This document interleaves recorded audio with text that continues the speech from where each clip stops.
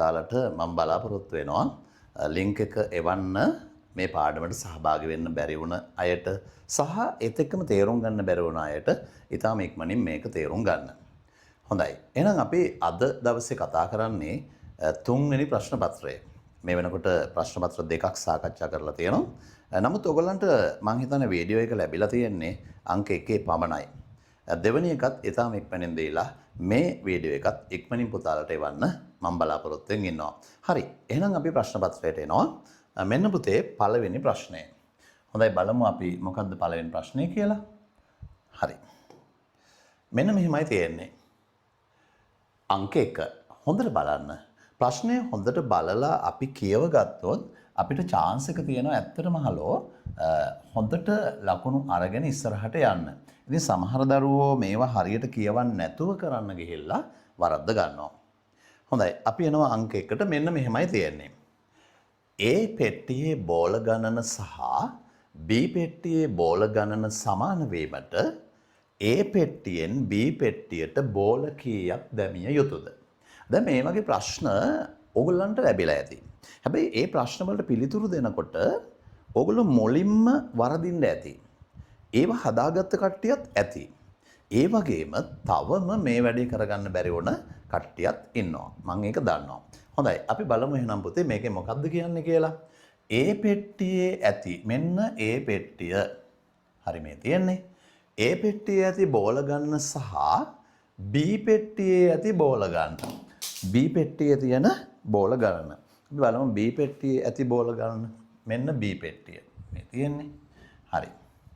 B පෙට්ටියේ ඇති බෝල ගන්න සමාන වීමට A පෙට්ටියෙන් B පෙට්ටියට දැමිය යුතු බෝල ගන්න තමයි හොයන්න වෙන්නේ. මේ බලන්න මෙතන තියෙනවා A පෙට්ටියෙන් B පෙට්ටියට දැමිය යුතු බෝල කීයක් දැමිය යුතුද? පෙට්ටියට බෝල කීයක් දැමිය යුතුද? අන්න එහෙමයි තියෙන්නේ. දැන් හැබැයි මෙහෙම සිද්ධියක් තියෙනවනේ. පළවෙනි එක හොඳට බලන්න. මේකේ තියෙන්නේ මෙහෙමයි. පළවෙනි පෙට්ටියේ බෝල තියෙනවා 280ක්. හොඳින් බලන්න. දැක්කනේ? ඒ වගේම දෙවෙනි පෙට්ටිය බලන්න.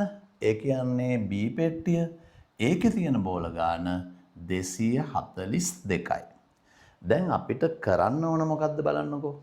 කරන්න කියන්නේ බෝල ගණන සමාන වීමට මෙන්න අත්‍යවශ්‍යම දේ කරන්න. ඒ කියන්නේ පැහැදිලිව පුතාලට පේන දෙයක් තමයි මේ A පෙට්ටිය සහ B පෙට්ටිය බලද්දී A පෙට්ටියේ බෝල තියෙන 280යි. හරි?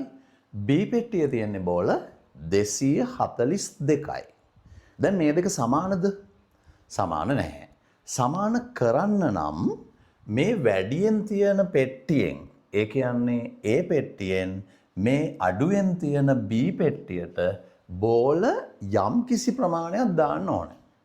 හැබැයි පුතාලට තේරුම් ගන්න විදිහට ඕගොල්ලෝ දන්නවා සමහර අය ගොඩක්ම වරද්ද ගන්න තැන මේක.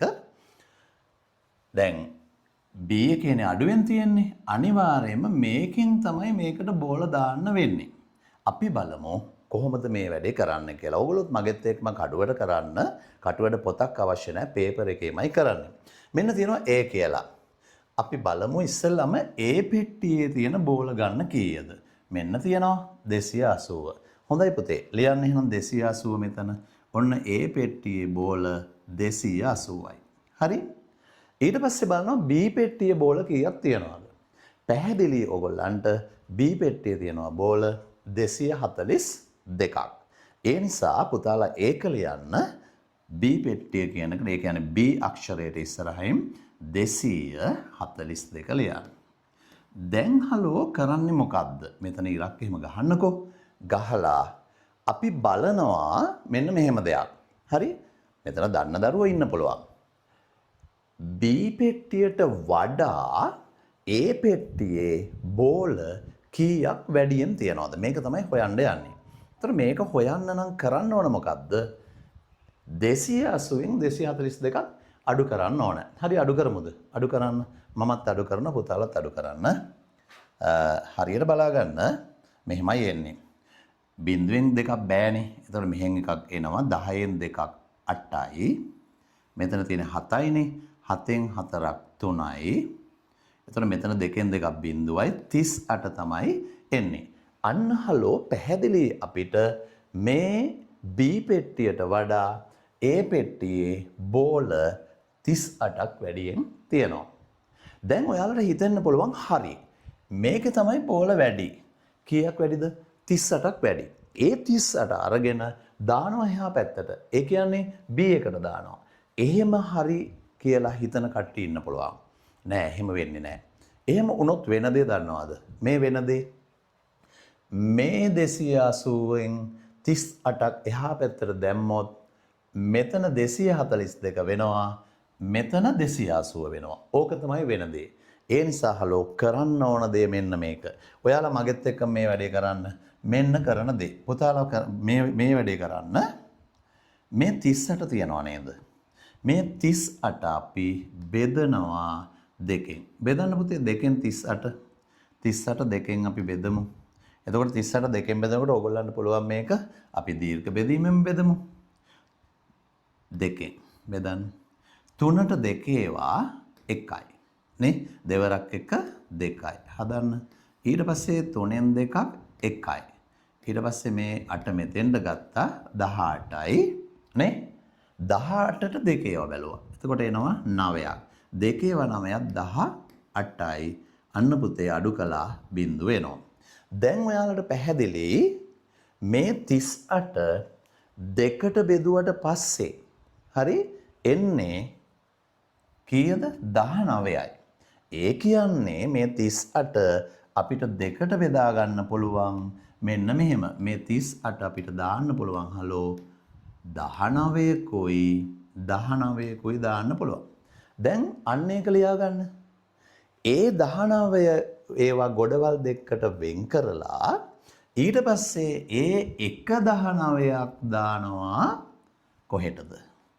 මෙන්න මෙතනින් 280න් අපි එළියට ගත්තානේ 38ක්. ඒ 38 දෙකට බෙදුවා. එතකොට ආවේ 19කුයි තව 19කුයි. තේරුණානේ? එතනින් 119ක් මෙයාට දෙනවා. 119ක් මෙයාට දෙනවා. හැබැයි මතක තියාගන්න මෙයාට 19 දෙන්න දෙයක් නැහැ. එයා ළඟ තියනවා. ඒ නිසා මේක ඔහොම තියෙද්දි මේ 280න් 19ක් මෙන්න මෙතෙන්ට දාන එක තමයි අපි කරන්නේ. නේ? එතකොට මේ 19 තමයි පිළිතුර එන්නේ. දැක්කනේ? එහෙනම් මේ පළවෙනි එකේ උත්තරය තමයි 19. කො අත උස්සන් බලන්න 19 කියලා තේරුම් ගත්ත පුතාලා. right good. එහෙනම් අපි ඊළඟ ප්‍රශ්නේ එනවා. එහෙනම් පුතේ ඕගොල්ලෝ මතක තියාගන්න ඕනේ මේ වගේ ප්‍රශ්න හදලා නිතරම අවබෝධයෙන් ඉන්න. මම නැවත ඉක්මනින් පැහැදිලි කරනවා. 280න් 242ක් අඩු කළා. ආවේ 38. 38 දෙකෙන් බෙදුවා 19යි 19යි ආවා. ඒ නිසා 280න් 19ක් 242 කියන ගොඩට දැම්මා. ඒ කියන්නේ A පෙට්ටියෙන් B පෙට්ටියට දැම්මා. ඒ අනුව නිවැරදි පිළිතුර උනේ 19. අපි දැන් එනවා දෙවැනි ප්‍රශ්නෙට. හොඳට අහගන්න. අපි ඉක්මනින් යන්නත් පොඩි try එකක් දෙමු. ඔන්න දෙවෙනි ප්‍රශ්නේ. දෙක ප්‍රශ්නේ බැලුවහම පොඩි වෙනසක් තියෙනවා ඒකේ. හොඳින් බලන්න. මෙන්න දීලා තියෙනවා ටැංකියක්. මේ තියෙන ටැංකිය. පුතාලා ළඟත් මේ ටැංකිය තියෙනවා. හරි? බලමු මොකද්ද කියන්නේ කියලා.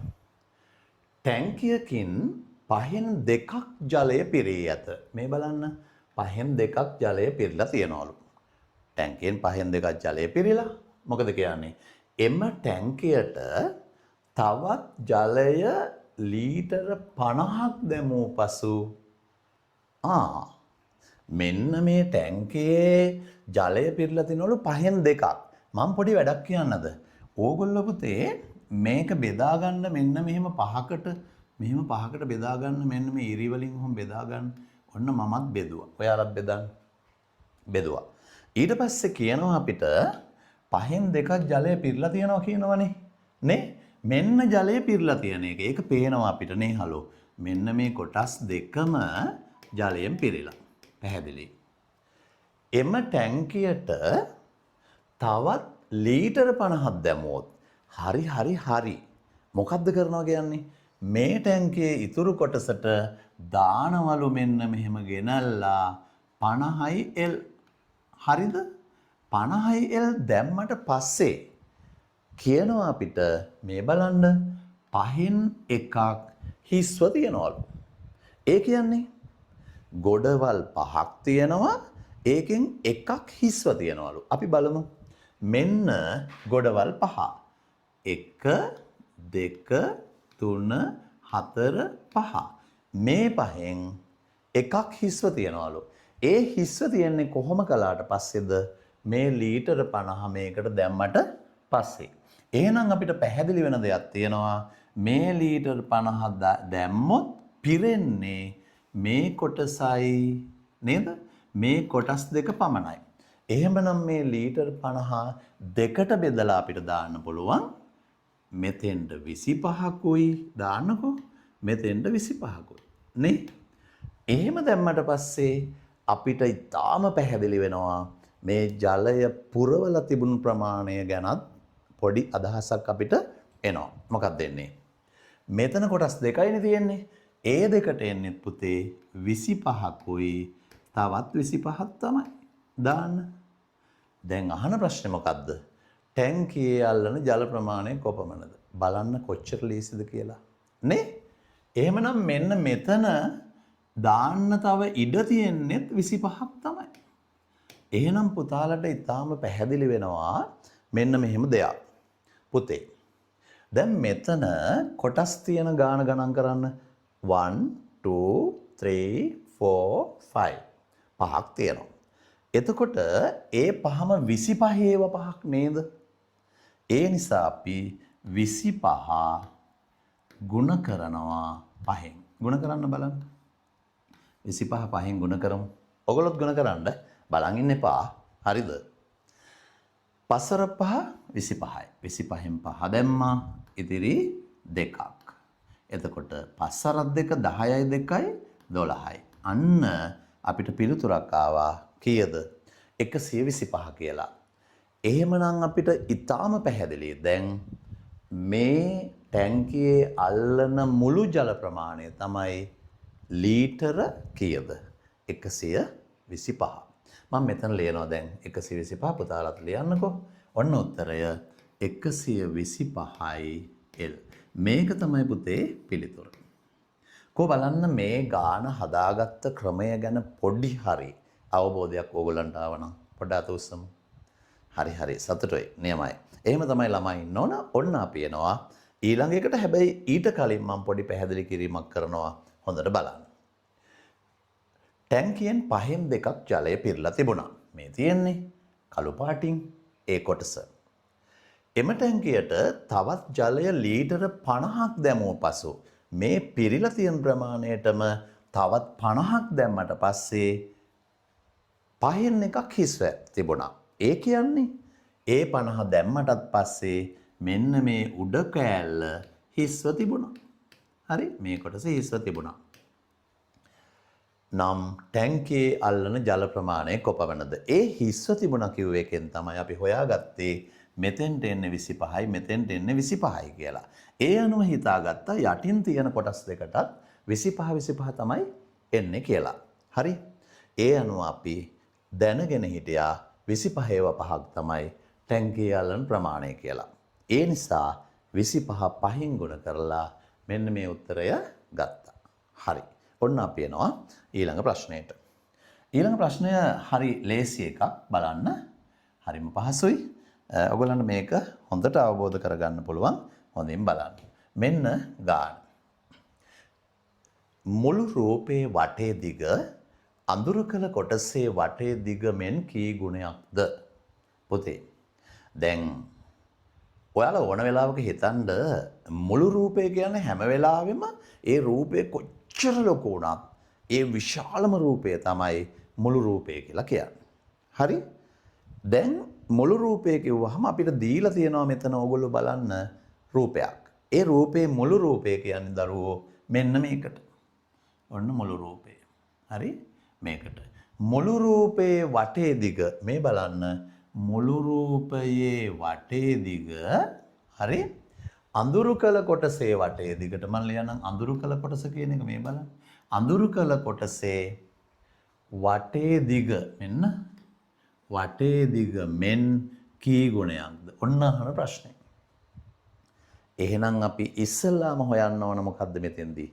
ඉස්සෙල්ලාම හොයන්න ඕන හලෝ මේ අඳුරු කරලා තියෙන කොටස කොච්චරක්ද කියලා. මේක එච්චර අමාරු නෑ. ඔයාලට ඕන ක්‍රමයක් පාවිච්චි කරලා මේ අඳුරු කරපු කොටසේ වටේ දිග හොයාගන්න පුළුවන්. මේ බලන්න. මෙන්න බලන්න පුංචි කොටසක් අඳුරු කරලා තියෙනවා. මේ අඳුරු කරපු කොටසේ වටේ දිග අපි හොයද්දී අපිට විවිධ ක්‍රම පාවිච්චි කරන්න පුළුවන්. අපි ඊටාම සරල ලේසිම ලේසි ක්‍රමයක් පාවිච්චි කරමු. මේ බලන්න. මෙන්න මේ ක්‍රමය මම පාවිච්චි කරනවා. පුතේ මේ අඳුරු කරපු කොටස තමයි මෙන්න මේ මම රතු පෑනෙන් ඇඳලා පුතාලට පෙන්නන කොටස. ඒ කොටසේ වටේ දිග අපි මෙහෙම හිතමු. හරි? මේ අඳුරු කළ කොටස තමයි මම මෙතන පොඩ්ඩක් ඇඳලා පෙන්නන්නම්. මේක තමයි අඳුරු කරපු කොටස. ඔයාලත් මං වගේ කරන්න. එතකොට මේ අඳුරු කරපු කොටසේ වටේ දිග අපි මෙහෙම හිතමු.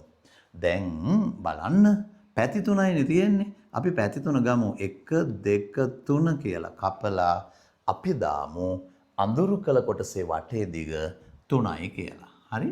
සමාන ලකුණු දාලා 3 දාන්න. ඔන්න අඳුරු කරපු කොටසේ වටේ දිග 3යි. ඊට පස්සේ අපි බලනවා මුළු රූපේ වටේ දිග. දැන් මුළු රූපේ වටේ දිග හොයන්න හරි ලේසි. මුළු රූපය කියන්නේ හොඳට මතක තියාගන්න මෙන්න මේකට තමයි මුළු රූපය කියන්නේ. මෙතනින් පටන්ගෙන මෙහිම වටේ ගිහිල්ලා ඔය විදිහට වටේම ගිහිල්ලා ආයි පාරක් මෙතෙන්ට මෙන්න තියෙන දුර තමයි මුළු රූපය. එහෙනම් අඳුරු කළ කොටසේ වටේ දිග 3යි. අපි බලනවා දැන් මුළු රූපේම වටේ දිග කොච්චරද කියලා. හරි බලමුද? ඔන්න බලන්න. ඔයාලත් මගෙත් එක්ක මේ වැඩේ කරන්න. ඔන්න මුළු රූපේ වටේ දිග කපාගෙන යමු වටේ කෑලි 1 2 3 4 5 6 7 8 9 10 11 12. අන්න අපි කොටස් වශයෙන් ගත්තොත් මුළු රූපේ වටේ දිග අපිට ආවේ කීයද? මුළු රූපේ වටේ දිග 12යි. නේ? එතකොට මුළු රූපේ වටේ දිග ආවේ 12යි. එහෙනම් අපි මෙතන 12 ලියමු. 12 ලියලා දැන් මොකද්ද කරන්නේ? මෙන්න මේ පොඩි එකේ තියෙන වටේ දිග වගේ කී ගුණයක්ද කියලානේ මේ අහන්නේ. ඒ නිසා පුතේ අපි කරන්නේ මේ 12 බෙදනවා දෙකෙන්. මේ 12 බෙදනවා කීයෙන්ද? දෙකෙන්ද? නැහැ. මේකල බෙදනවා 3ෙන්. හරි. මොකද මෙතන 3ක් තියෙනවානේ. ඒ වගේ ගොඩවල් කීයක්ද බලන්න තමයි මේ කරන්නේ මේ වැඩේ. ඒ නිසා අපි බලමු 12ට තියෙන 3 ඒවා කීයද එන්නේ? 4යි. නේද? එතකොට 3 වරක් 4 12 එනවා. දාන්න 12. ඔන්න දැම්මා. එතකොට බිඳුවයි. දැන් අපිට මේකෙන් තේරුම් ගන්න පුළුවන් දේ තමයි මෙන්න මේක. අපි ඉගෙන ගත්තා මෙන්න මෙතනදී අඳුරු කළ කොටසේ වටේ දිග 3යි. හරිද? ඒක අමතක කරන්න එපා. මුළු රූපේ වටේ දිග 12යි. මම මේ යටින් ලියන්න 12යි. දැන් අපිගෙන් අහන්නේ මේ 12 තුනේ ඒවා වගේ කීයක් තියෙනවද කියලා. ඒක හොයාගන්න කලේ මොකද්ද? 12 බෙදුවා 3ෙන්. එතකොට ආවා 4ක්. එහෙනම් පුතේ මේ 12 හැදෙන්නේ හොඳට මතක තියාගන්න මෙන්න මෙහෙමයි. කොහොමද හැදෙන්නේ? 3 ගොඩවල් බැලුවොත් 3 ගොඩවල් තියෙනවා මෙන්න මේ විදිහට.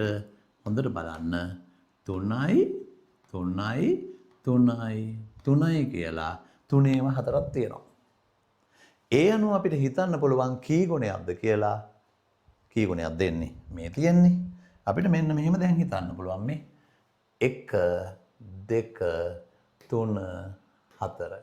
අන්න පුතේ පිළිතුර පැහැදිලි. අපිට කී ගුණයක්ද තියෙන්නේ? 4 ගුණයක්. දැක්කද උත්තරේ ගත්ත හැටි? කො අත උස්සන 4 ගුණයක් කියලා ලිව්වාය. 4 ගුණයකි කියලා ලියන්නත් පුළුවන්. 4යි කියලා ලියන්නත් පුළුවන්. කිසිම ප්‍රශ්නයක් නැහැ. ලකුණු ලැබෙනවා. හරි. එහෙනම් මම ඉක්මනින් පැහැදිලි කරන්නම් ගත්ත ක්‍රමය. අඳුරු කළ කොටසේ වටේ දිග හෙව්වා 3යි. ඒක සෙන්ටිමීටර්ද මීටර්ද එහෙම ප්‍රශ්නයක් නැහැ. ඕන එකක් ඔයාලට දාලා ගන්නත් පුළුවන්. ඕනනම් මේවට 2 2 දාලා ගන්නත් පුළුවන්. ඊට පස්සේ වටේ මුළු රූපේ වටේ දිග හෙව්වා අපි බැලුවා මේ කොටස් 12ක් ආවා. එතකොට ඒ 12ට තියෙන 3 ගොඩවල් ගාන බැලුවා 4යි. ඒ නිසා 12ට 3 4 නිසා මේ අඳුරු කළ කොටස වගේ වටේ තියෙන දිග තිබුණේ ඒ අඳුරු කළ කොටසේ වටේ දිග වගේ 4 ගුණයයි. ඒක තමයි පිළිතුර. මේක තව දෙයක් කරන්න පුළුවන් පුතාලට මෙන්න මේක අවශ්‍ය නම් මෙන්න මෙහෙම බෙදා ගන්න පුළුවන් මේ විදිහට බලන්න. ඔන්න ඔහම මේකත් බෙදා ගන්න පුළුවන් මේ විදිහට. ඊට පස්සෙත් පොඩි දැක්කහම පොඩි ලස්සනක් තියෙනවා. ඊට පස්සේ වටේ දිග යන්න එහෙම හරි ලේසි පැහැදිලිව පේනවා. හරි පුතේ. අපි එහෙනම් එනවා ඊළඟ ප්‍රශ්නයට. ඊළඟ ප්‍රශ්නේ තමයි ප්‍රශ්නාංක 4. හොඳයි ප්‍රශ්නාංක 4 බලා ගන්න දැන්. මෙන්න ප්‍රශ්නාංක 4. හොඳින් බලන්න මොකද්ද අපිට දැන් කරන්න තියෙන්නේ කියලා. හොඳින් බලන්න මෙන්න. මේක තියෙනවා මෙහෙම හොඳට බලන්න පුතේ හරිම හොඳ ප්‍රශ්නයක් මේක. ඔයාලා මේක වැරද්දුවොත් ඕගොල්ලන්ට ශිෂ්‍යත්වයේ සමත් වෙන්න බෑ කියලා මට හිතෙනවා. මෙහෙමයි ප්‍රශ්නේ තියෙන්නේ. පැල තවානක විකිණීමට ඇති පැල පිළිබඳව තොරතුරු පහත දැක්වේ. ඕගොල්ලන්ට තියෙනවනේ ඒක. ඒ කියන්නේ පැල තවානක විකුණන්න තියෙන පැල පිළිබඳව තොරතුරු මේකේ තියෙනවා. මොනවද මේ පැල විකුණන්න තියෙන්නේ පැල තවානේ? හොඳට බලමු. මෙන්න මේවා තියෙන්නේ. පළතුරු පැල 20ක් තියෙනවා. මේ බලන්න. පළතුරු පැල 20යි. මාක් කරගන්න පළතුරු පැල 20යි කියලා. පොල් පැල කීයද? 23යි. අන්න ඊට පස්සේ ආය අපිට කියනවා මැංගුස් පැලක් තියනවලු 8ක් නේ? මැංගුස් පැල 8ක් තියනවලු. හරි හරි ඒක අතර අවුම් කරන්නකෝ. මැංගුස් පැල 8යි. දැන් පොඩි ප්‍රශ්නයක් තියෙනවා මෙතන. කෝ බලන්න මේකේ තියෙන ප්‍රශ්නේ දන්න අය පොඩි අවුලක් තියෙනවා. ඒ අවුල දන්න අය අත උස්සන්න. හරි අත උස්සන්න මම කැමතියි පුතාලගෙන් දැනගන්න මේකේ තියෙන ඔක්කොම පැල ගන්න යහන්නේ 20යි 23යි 8යි. එකතු කළොත් උත්තරේ එනවා කියලා හිතන දරුවෝ බය නැතුව අත උස්සන්න. අන්න නියමයි. හරි. හැබැයි උත්තරේ වැරදි. ඒක නෙවෙයි ක්‍රමේ. ඔයාලා හිතනවද හලෝ ඕගොල්ලෝ පහේ ඉන්නේ. පහේ ඉන්න මේ වගේ බුද්ධිමත් පිරිසකට මේ ඉලක්කම් තුන සංඛ්‍යා තුනක් දීලා එකතු කරලා උත්තරය දාන්න දෙයිද? නෑ නෑ නෑ. මතක තියාගන්න ඕගොල්ලන්ට අනිවාර්යයෙන්ම මොකක් හරි ගාණක් දෙනකොට ඒ ගාණ ඇතුලේ පිළිතුර හංගලා තමයි තියෙන්නේ. ඒ හංගලා තියෙන පිළිතුර අර උඩින් වහලා තියෙන තැන අයින් කරලා හොඳට බලලා හරිම දේ හොයාගන්න මේක ඕන වෙනවා. ඒක පාවිච්චි කරන්න. ඔය අත උස්සපු කට්ටිය මම දන්නවා ගොඩක් කට්ටිය දැක්කම කවුද අත ඉස්සුවේ කියලා. නමුත් පුතේ මෙන්න ක්‍රමේ. අපි මෙහෙම කරමු.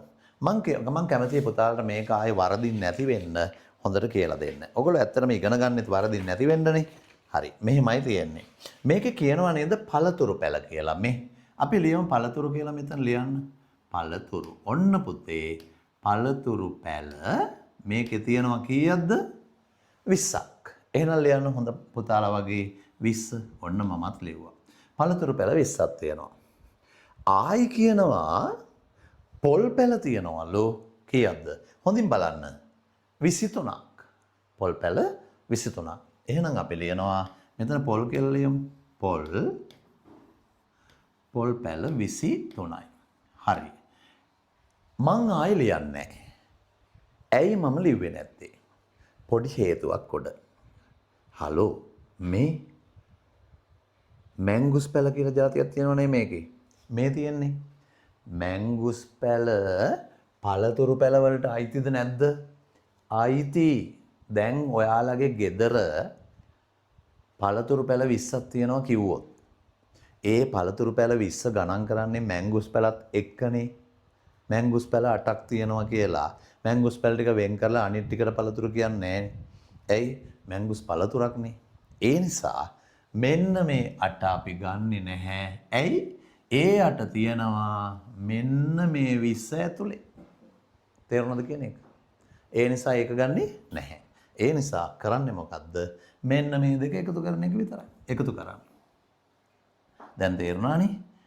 0.3යි 3යි 2යි 2යි 4යි. එහෙනම් මේ පැල තවානේ විකුණන්න තියෙන්නේ පැල 43යි. මෙන්න උත්තරේ. 43යි. හරිම ලේසි වැඩක් නේ. කො අතොස්සන්න බලන්න මේ ගාන හරියටම තේරුණා නම් මේ මීට කලින් මේ ගාන ඇත්තටම හරියට තේරුම් අරගෙන තිබුණ නැති අය අතොස්සන්න. නියමයි. ඒ කියන්නේ පුතාලා ගොඩක් හොඳයි. අද දවසේ ඔයගොල්ලෝ හොඳ ගාණක් ඉගෙන ගන්නවා. නේ? එහෙනම් හොඳයි. ඇත්තටම ඕගොල්ලන්ගේ අම්මලා තාත්තලා කොච්චර බලාපොරොත්තු තියන් ඉන්නවද? මේ මිනිස්සයා විභාගේ පාස් වෙයි කියලා. බලන්න අම්මයි අප්පච්චි ළඟට වෙලා ඕගොල්ලන්ට මොකක් හරි බලපෑමක් කරලා අහගන්න මේ කියන දේ හොඳට ඉගෙන ගන්න මොකක්ද ඒ කිව්වේ කියලා එයා හරිම උනන්දුවෙන් කියලා දෙනවා. හරි පුතේ. අපි යනවා ඊළඟට එහෙනම්. ඔන්න මම නැවත පුංචි පැහැදිලි කිරීමක්. මේක තියෙන පළතුරු පැල 20යි. පළතුරු පැල 20 ඇතුලේ මැංගුස් පැල 8ක් තිබුණා. ඒ නිසා අපි මැංගුස් පැල ගත්තේ නෑ. පළතුරු පැල 20 විතරක් ගත්තා. පොල් පැල කියන්නේ පළතුරු නෙමෙයිනේ. ඒ නිසා අපි ඒ 23 වෙනම ගත්තා. එකතු කළා පිළිතුරාවේ 43යි. මේකේ උත්තරය 43. ඔන්න අපි ඊළඟ ප්‍රශ්නයට එනවා. ඊළඟ එක මෙහෙමයි. මෙන්න අංක 5. මේක ටිකක් හිතන්න වෙනවා. හොඳින් බලන්න මෙන්න මෙහෙමයි තියෙන්නේ. හොඳ ප්‍රශ්නයක්. හොඳ ප්‍රශ්නයක්. අපි බලමු මොකද්ද කියලා. මෙන්න හදන හැටි. මවට දින දෙකක් වැඩ කළ විට එක් දිනක් නිවාඩු ලැබේ. මේ බලන්න දින දෙකක් වැඩ කළ විට එක් දිනක් නිවාඩු ලැබේ. ඕගොල්ලොත් මාක් කරගන්න මං වගේ. ඊට පස්සේ කියනවා පියාට දින 3ක් වැඩ කළ විට එක් දිනක් නිවාඩු ලැබේ. හරිනේ. පැහැදිලි කියන දේ. 2026 ජූනි 25 මොකද වෙලා තියෙන්නේ? දෙදෙනාටම නිවාඩු. ඒ කියන්නේ අම්මටත් නිවාඩු, තාත්තටත් නිවාඩු. හොඳට අහගන්න වැඩේ. ඔන්න බලන්න. නැවත දෙදෙනාටම එකවර නිවාඩු ලැබෙන දිනය කුමක්ද? ඔන්න අහන ප්‍රශ්නය අපෙන්. පැහැදිලිද? අම්මෙක් ඉන්නවා තාත්තෙක් ඉන්නවා. හරි? අම්මටත් නිවාඩු ලැබෙනවා තාත්තටත් නිවාඩු ලැබෙනවා. ඒත් අම්මට නිවාඩු ලැබෙන ක්‍රමය වෙනස්. තාත්තට නිවාඩු ලැබෙන හැටි වෙනස්. දැන් අපි ඒක තමයි හදන්න යන්නේ. හදමු. මෙන්න මෙහෙමයි කරන්න යන්නේ. ඔයගොල්ලෝ මෙහෙම කරන්න පුතේ මේකන දෙන්නෙක් ඉන්නවනේ. මම ලස්සන ක්‍රමයක් කියලා දෙනවා. කිසිම වෙලාවක වරදින්නේ නැති. මේක වරදිනවා කට්ටියට. ඕක දිගට හදනවා. එහෙම හදන්න ඕනේ නැහැ. ලේසියෙන්ම හදා ගන්න ක්‍රමයක් කියනවා. මේ බලන්න. ලියන්න අම්මට අපි ලියමු මව කියලා. මව. ඔන්න මව. ලියන්න ඕගොල්ලෝ. පියාට පියා කියලා ලියන්න. මා පී කියලා ලිව්වත් ඇති. ඉතින් කටු වැඩ කරනකොට එහෙමනේ කරන්නේ. ඊට පස්සේ මේකේ කියනවා මවට දින දෙකක් වැඩ කළ විට එක් දවසක් නිවාඩු. අපි ඒ දින ටික මෙහිම කරමුද? මෙන්න මෙහෙම 1 2 3. ඔහොම තුනක් දාන්න. මවට දින දෙකක් වැඩ කළ විට මොකද වෙන්නේ? එක දවසක් නිවාඩු. මෙන්න මේ දවස නිවාඩු ලැබෙනවා. එහෙනම් ඒක රවුම් කරන්න. ඊට පස්සේ පියාට මොකද වෙන්නේ? පියාට දින 3ක් වැඩ කළ විට එක දවසක් නිවාඩු. එහෙනම් ඔන්න 1 2 3 දාන්න. ඒ 3 වැඩ කළාට පස්සේ ඊළඟ දවස නිවාඩු. අන්න බලන්න ඒ නිවාඩු දවස රවුම් කරන්න. අන්න පැහැදිලි. දැන් අලුත් ක්‍රමයකට යන්නේ. හොඳට අහගන්න. මවට දින දෙකක් වැඩ කළාම 3 වෙනි දවස නිවාඩු. නිවාඩු දවස රතු පාටින් රවුම් කළා. පියාට දින 3ක් වැඩ කළාම 4 වෙනි දවස නිවාඩු. එහෙනම් ඕගොල්ලෝ හොඳට මතක තියාගන්න මෙන්න හදන ක්‍රමේ. හරිම සරලයි, ලේසිම ලේසි. මවට නිවාඩු ලැබෙන්නේ කීවෙනි දවසද? 1 2 3 3 වෙනි දවස. දාන්න 3 ඉස්සරහින්. පියාට නිවාඩු ලැබෙන්නේ 1 2 3 4 කීවෙනි දවසද? 4 වෙනි දවස. හරිනේ. එහෙනම් අපිට දැන් පැහැදිලි මවට නිවාඩු ලැබෙන්නේ 3 වෙනි දවසේ, පියාට නිවාඩු ලැබෙන්නේ 4 වෙනි දවසේ. හරිද? ඊට පස්සේ මොකද්ද මේ කියන දේ දැන්? මේක කියන පුතේ දෙදෙනාටම අහනවා කියනවා ඊට පස්සේ 2026 ජූනි 25 දෙදෙනාටම නිවාඩු ලැබුණා කියලා. දැන් එහෙනම් මේක එච්චර කලබල වෙන්න දෙයක් නැහැ. මෙන්න හදාගන්න ක්‍රමය. හරි? මෙතන 3යි 4යි තියෙනවානේ. මේ 3යි 4යි ගුණ කරන්න. ලියන්න. 3 ගුණ කිරීම 4. කීයද උත්තරේ එන්නේ? 12යි. ඔන්න හොඳට මතක තියාගන්න පුතේ. ආයි නැවත මේ දෙදෙනාට නිවාඩු එකම දවසේ ලැබෙන්නේ කවදද? දින 12කට පස්සේ. ඒකයි මේ හොයාගත්තේ අපි. ආයි නැවත දෙන්නටම නිවාඩු එක දවසේ ලැබෙන්නේ දින 12කට පස්සේ. හරි? හිතන්න 12ට 3ේවත් තියෙනවා 12ට 4ේවත් තියෙනවා. දැන් ඔයගලන්ට ඒක පැහැදිලි. එහෙමනම් ජූනි 25 දෙදෙනාටම නිවාඩු. පුතාලා දන්නව නේද මේ ජූනි 25 කියන්නේ? ඔයගොල්ලෝ මෙතන ජූ යන්න ලියලා ජූනි කියලාම ලියන්නකෝ. ජූනි මාසෙට දින කීයක් තියෙනවද බලන්න? 30ක් තියෙනවා. ජූනි මාසෙට දින 30 කියලා ඔයගොල්ලෝ මටත් වඩා දන්නවා. ක්‍රමයක් තියෙනවනේ හොයන. එතකොට ජූනි මාසෙට දින 30ක් තියෙනවා. ඒ දින 30 ලියා ගන්නකෝ. ඊට පස්සේ දැන් 25 දෙන්නටම නිවාඩුනේ. 25. එහෙනම් ජූනි 25 සිට ලියන්නකෝ 25 සිට ඒ මාසයට තව ඉතිරි වෙලා තියෙන්නේ දවස් කීයද? මෙච්චරයි. 5යි. එහෙනම් ජූනි මාසේ ගන්නවා නම් ගන්න තියෙන්නේ ජූනි මාසේ තව ඉස්සරහට දින 5යි ගන්න තියෙන්නේ නේ? එතකොට අලුතින් යන්න තියෙන්නේ දින 5ක් ඉස්සරහට ජූනි මාසේ. ඒ වගේම එහෙනම් අපිට දවස් 5ක් ගියා 12ක් වෙන්න තව කීයක් යන්න ඕනද? මේ 12න් 5 අඩු කරොත් 7යි. එහෙනම් පුතේ ජූලි මාසෙට යන්න ඕනේ තවත් දින කීයක්ද? 7ක්. දැක්කද? හොයාගත්ත ක්‍රමේ 7ක්. නේ? එතකොට අහනවා අපිගෙන් නැවත දෙදෙනාටම එකවර නිවාඩු ලැබෙන දිනය කොමක්ද කියලා. දවස් 12ක් යන්න ඕනනේ. ජූනි මාසේ 30න් ඉවරයි. ජූනි මාසේ 25 දෙන්නටම නිවාඩු. තව දින 5ක් ගියාම ඒ මාසේ ඉවරයි. එතකොට දවස් 5යි ගිහිලා තියෙනවා. එතකොට 5ට තව 7ක් ගියොත් තමයි 12 හරියන්නේ. හැදෙන්නේ සම්පූර්ණ වෙන්නේ. ඒ නිසා ඒ 7 ගන්නේ ජූලි මාසෙන්. ඒ නිසා හරි උත්තරය තමයි ජූලි 7.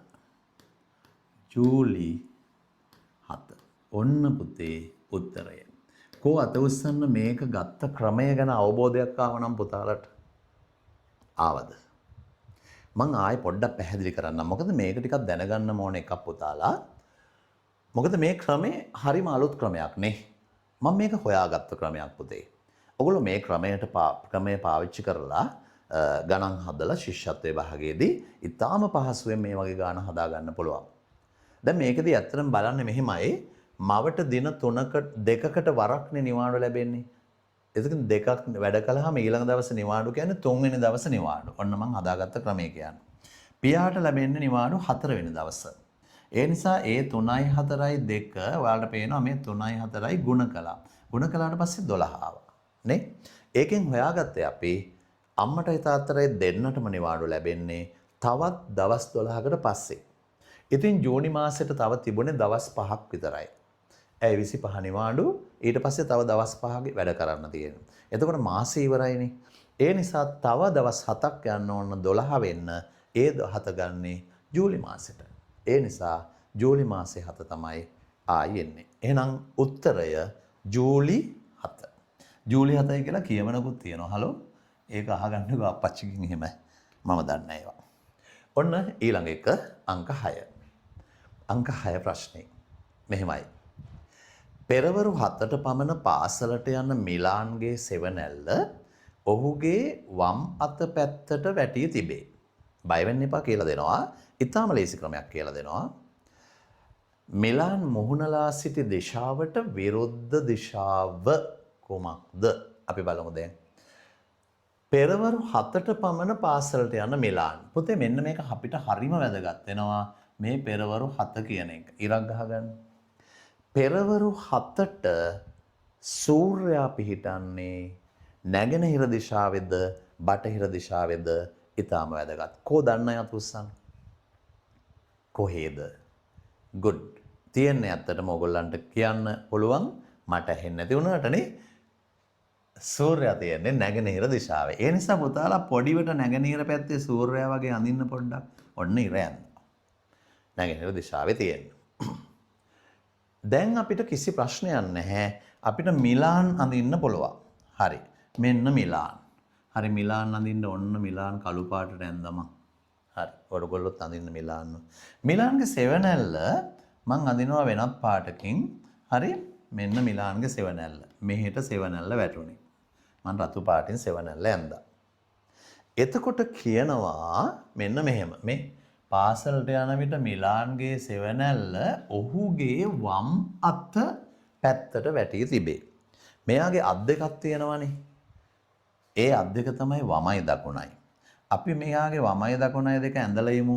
මෙන්න මං ඇඳා එයාගේ අත් දෙක. අපි ලියමු මේකේ වමයි දකුණයි හරියට.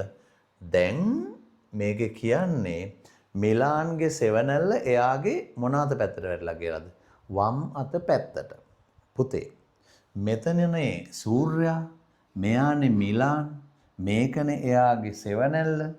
එහෙනම් සෙවණැල්ල වම් අත පැත්තට වැටලා තියෙනවා නම් අපි කරන්නේ සෙවණැල්ල පැත්තේ අතට වයන්න දානවා. දාන්න වයන්න. ඔන්න වයන්න කියලා දාන්න. එහෙනම් මේ අත දකුණ. ඕක දාගන්න. දැන් මොකද්ද වෙන්නේ? මිලාන් මුහුණලා සිටි දිශාවට විරුද්ධ දිශාව කොමක්ද? දැන් අපිට හොයාගන්න පුළුවන් මිලාන් ගමන් කරන පැත්ත කොහෙද කියලා. මම ලේසිම ලේසි ක්‍රමයක් කියලා දෙන්නද මේකට? ඔහොම අත හරවලා මෙහෙම හරව ඉන්න බෑනේ. සමහර ගුරුවරු, සමහර අයියලා අක්කලා, අම්මලා තාත්තලා විවිධ ක්‍රම මේකට කියලා දෙනවා. මෙන්න මෙහෙම හදන්න පුතේ, මෙහෙම හදන්න. එතකොට දිශාව හරියට හොයාගන්න පුළුවන් කියලා. මම පොඩි වැඩක් කරන්නද? මම පොඩි වදයක් දාලා කියලා දෙන්නම්. වදයක්, වද ඒක දාලා. හරි, වද දාමු. මොන දාන විදිහ බලා ගන්න. ඕගොල්ලෝ අද ඉගෙන ගන්නවා වෙන්න පුළුවන් වද දාන්න. කොහොමද වද දාන්නේ? මේ උතුරු දිශාව කපන්න මෙහෙම. මේකත් කපන්න, මේකත් කපන්න, මේකත් කපන්න. හරි? ඊට පස්සේ මෙතන දාන්න පුතේ මෙතනින් පටන් ගන්නෙ වද. ඔන්න වද දානවා. වද කියන්නේ වම දකුණ. මෙතනත් වාද. වාද. වාද. මම මේක හිතලා නිර්මාණය කරපු දෙයක්. හරිද? ඕගොල්ලන්ට වෙන ගුරුවරයෙක්ගෙන් මේක ඉගෙන ගන්න වෙන්නේ නැහැ. ඇයි මම හදපු එකනේ. ඒ නිසා මම තමයි ඕගොල්ලන්ට කියලා දෙන්නේ. බලා ගන්න. දැන් ඔන්න අපිට හොඳට හොයා ගන්න පුළුවන් පුතේ මිලාන් ගමන් කළේ මොන දිශාවටද කියලා. කොහොමද හොයන්නේ? එයාගේ අත් දෙක බලන්න. මේ පැත්ත දකුණ, මේ පැත්ත වම. මේ එහෙමනේ තියෙන්නේ. අන්න ඒ ක්‍රමයටම මේ පැත්තට වම ඇවිල්ලා මේ පැත්තට දකුණ ඇවිල්ලා මේ කොටුව වටේ ඒ අක්ෂර දෙක ලියලා තියෙන්නේ කොතනද කියලා හොයාගන්න. මේ තියෙන්නේ වද කියලා ඒ විදිහටම මේ තියෙනවනේ වාද. එහෙනම් මිලාන් යන්නේ කොහෙටද දිශාව? මිලාන් ගමන් කරන්නේ උතුරු දිශාවට. ඒ කියන්නේ මිලාන්ගේ හොට තියෙන්නේ උතුරු දිශාවට. එහෙනම් මිලාන්ගේ හොට උතුරට දාන්න. ඔන්න හලෝ මෙයා යන්නේ මේ පැත්තට. හරිනේ? එහෙනම් අපිගෙන් අහන ප්‍රශ්නේ යා ගමන් කරන දිශාවද? නෑ. එයාගේ පසුපස පැත්ත තියෙන්නේ මොන දිශාවටද කියලා. මේ මොහුනලා සිටි දිශාවට විරුද්ධ දිශාව අහන්නේ. එහෙනම් විරුද්ධ දිශාව මෙහි. ඔන්න හොයාගත්ත ක්‍රමේ බලන්න. එහෙනම් පුතාලට තේරෙනවා මොකක්ද උත්තරය කියලා. දකුණු දිශාව. උත්තරය දකුණ. ඔන්න හරි උත්තරය.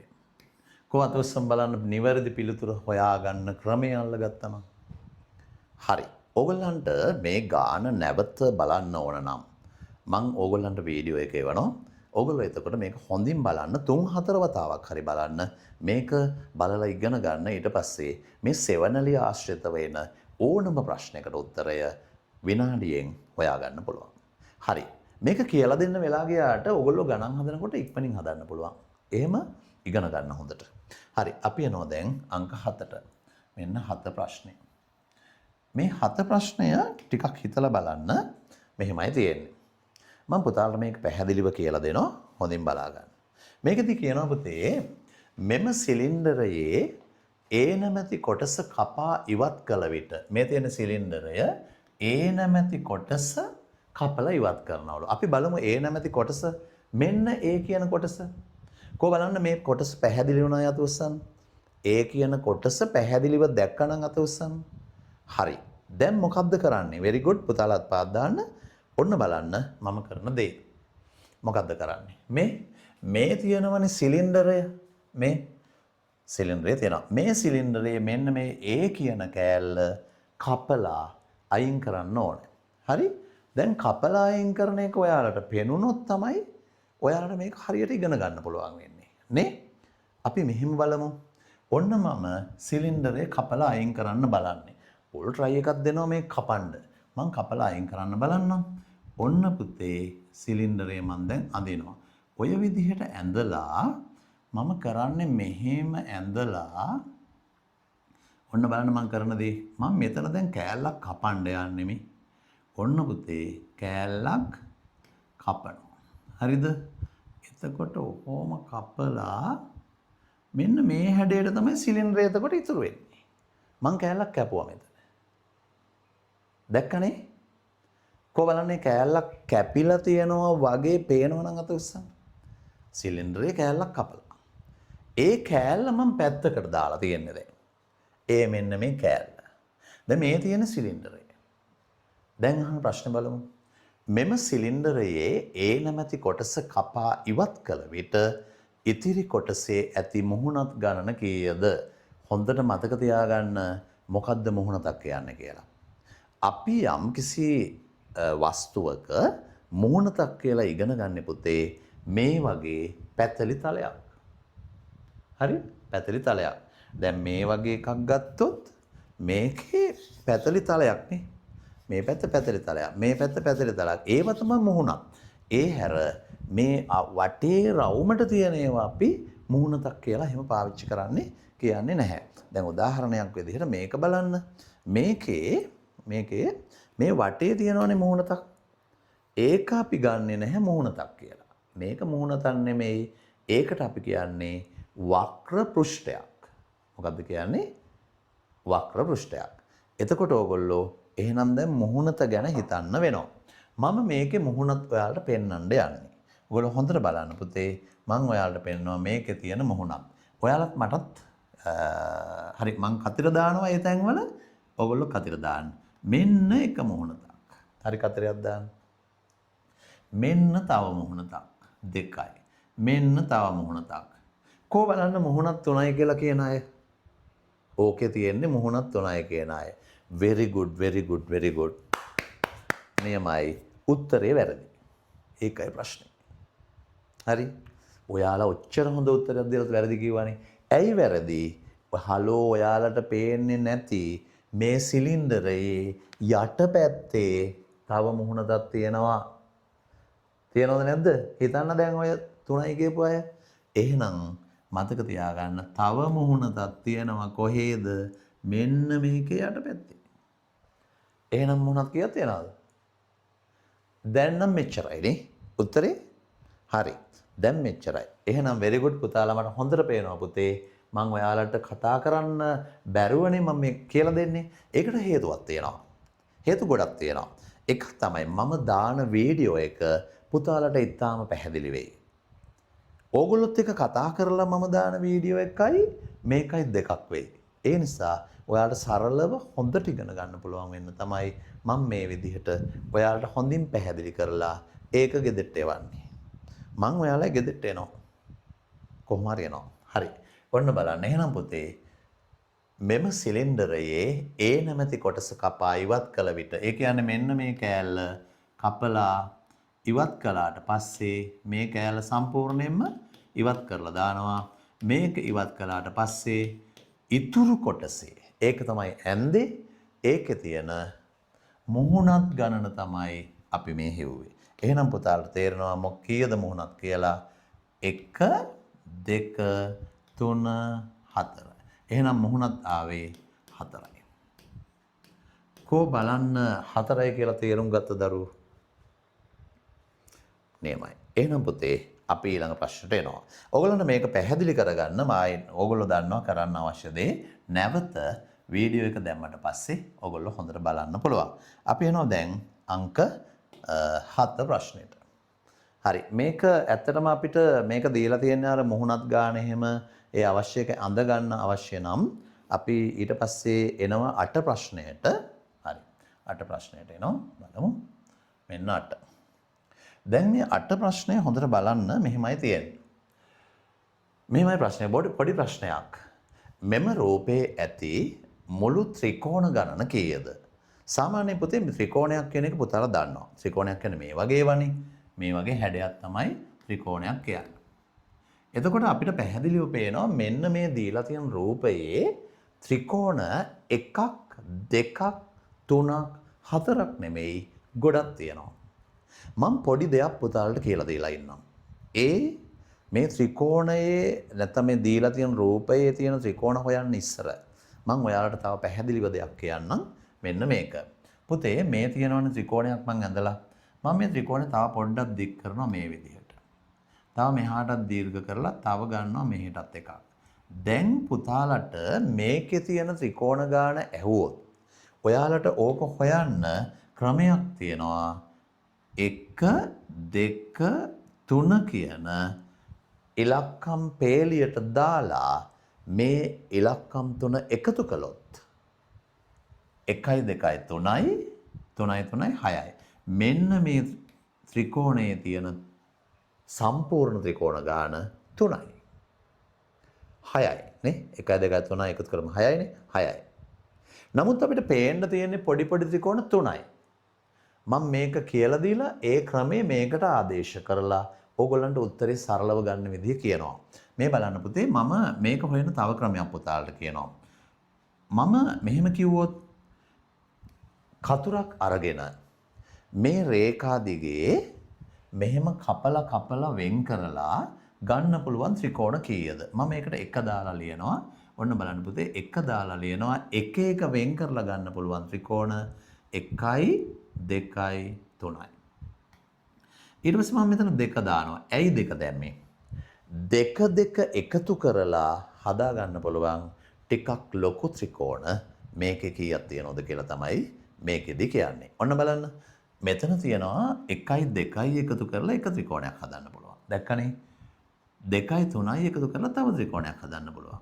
එහෙනම් 2 2 එකතු වෙලා හැදෙන ත්‍රිකෝණ මේකේ තියෙනවා 2ක්. දැන් බලන්න 3 දාලා මෙතන. ඇයි 3 දැම්මේ? 3 මේකේ ත්‍රිකෝණ 3ම එකතු වෙලා හැදෙන ත්‍රිකෝණ කීයක් තියෙනවද? ලොකු ඒවා 1යි. ඒ නිසා මම ලියනවා මෙතන 1. අන්න ඒ ටික එකතු කළාට පස්සේ පුතේ 3යි 4යි 5යි 6යි.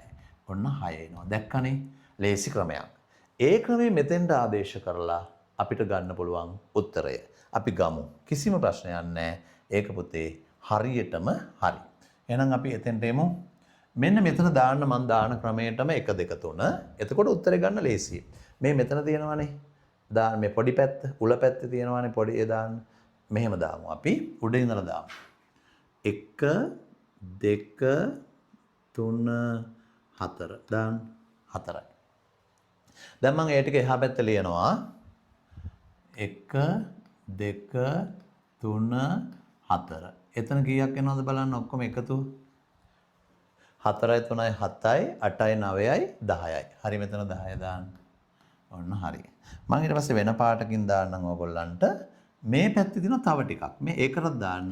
1 2 3 4 දාන්න. ඒ ටිකත් මෙතන ලියන්න. 1 2 3 4. දැන් පුතේ මේ ටිකත් එකතු කරන්න. එතකොටත් එන්නේ 10. හරි මේ ටිකත් එකතු කළා මේ ටිකත් එකතු කළා 10 ආවේ. දැන් ඕගොල්ලෝ හොයාගෙන ඉවරයි. මෙන්න මේ තනි ත්‍රිකෝණයක් තියෙනවනේ. ඊට වම් පැත්තෙන් තියෙන මේ පොඩි පොඩි කොටස් වලින් හැදෙන සම්පූර්ණ ත්‍රිකෝණ ගාන හොයාගෙන ඉවරයි. කීයද? 10යි 10යි. එහෙනම් 10 10 ලියන්න. 10යි 10යි. එතකොට 10යි 10යි තියෙනවා වගේම ඔයාලට පේනවා මෙන්න මෙතන ලොකු ත්‍රිකෝණයක් වෙනම තියෙනවා. මෙතන එකයි. මේක නේ ඒකත් මේකට එකතු කරන්න. හරි? ඔන්න එකතු කළා. දැන් කීයද එන්නේ? 10 10 20යි මේකයි 21යි. දැක්කනේ?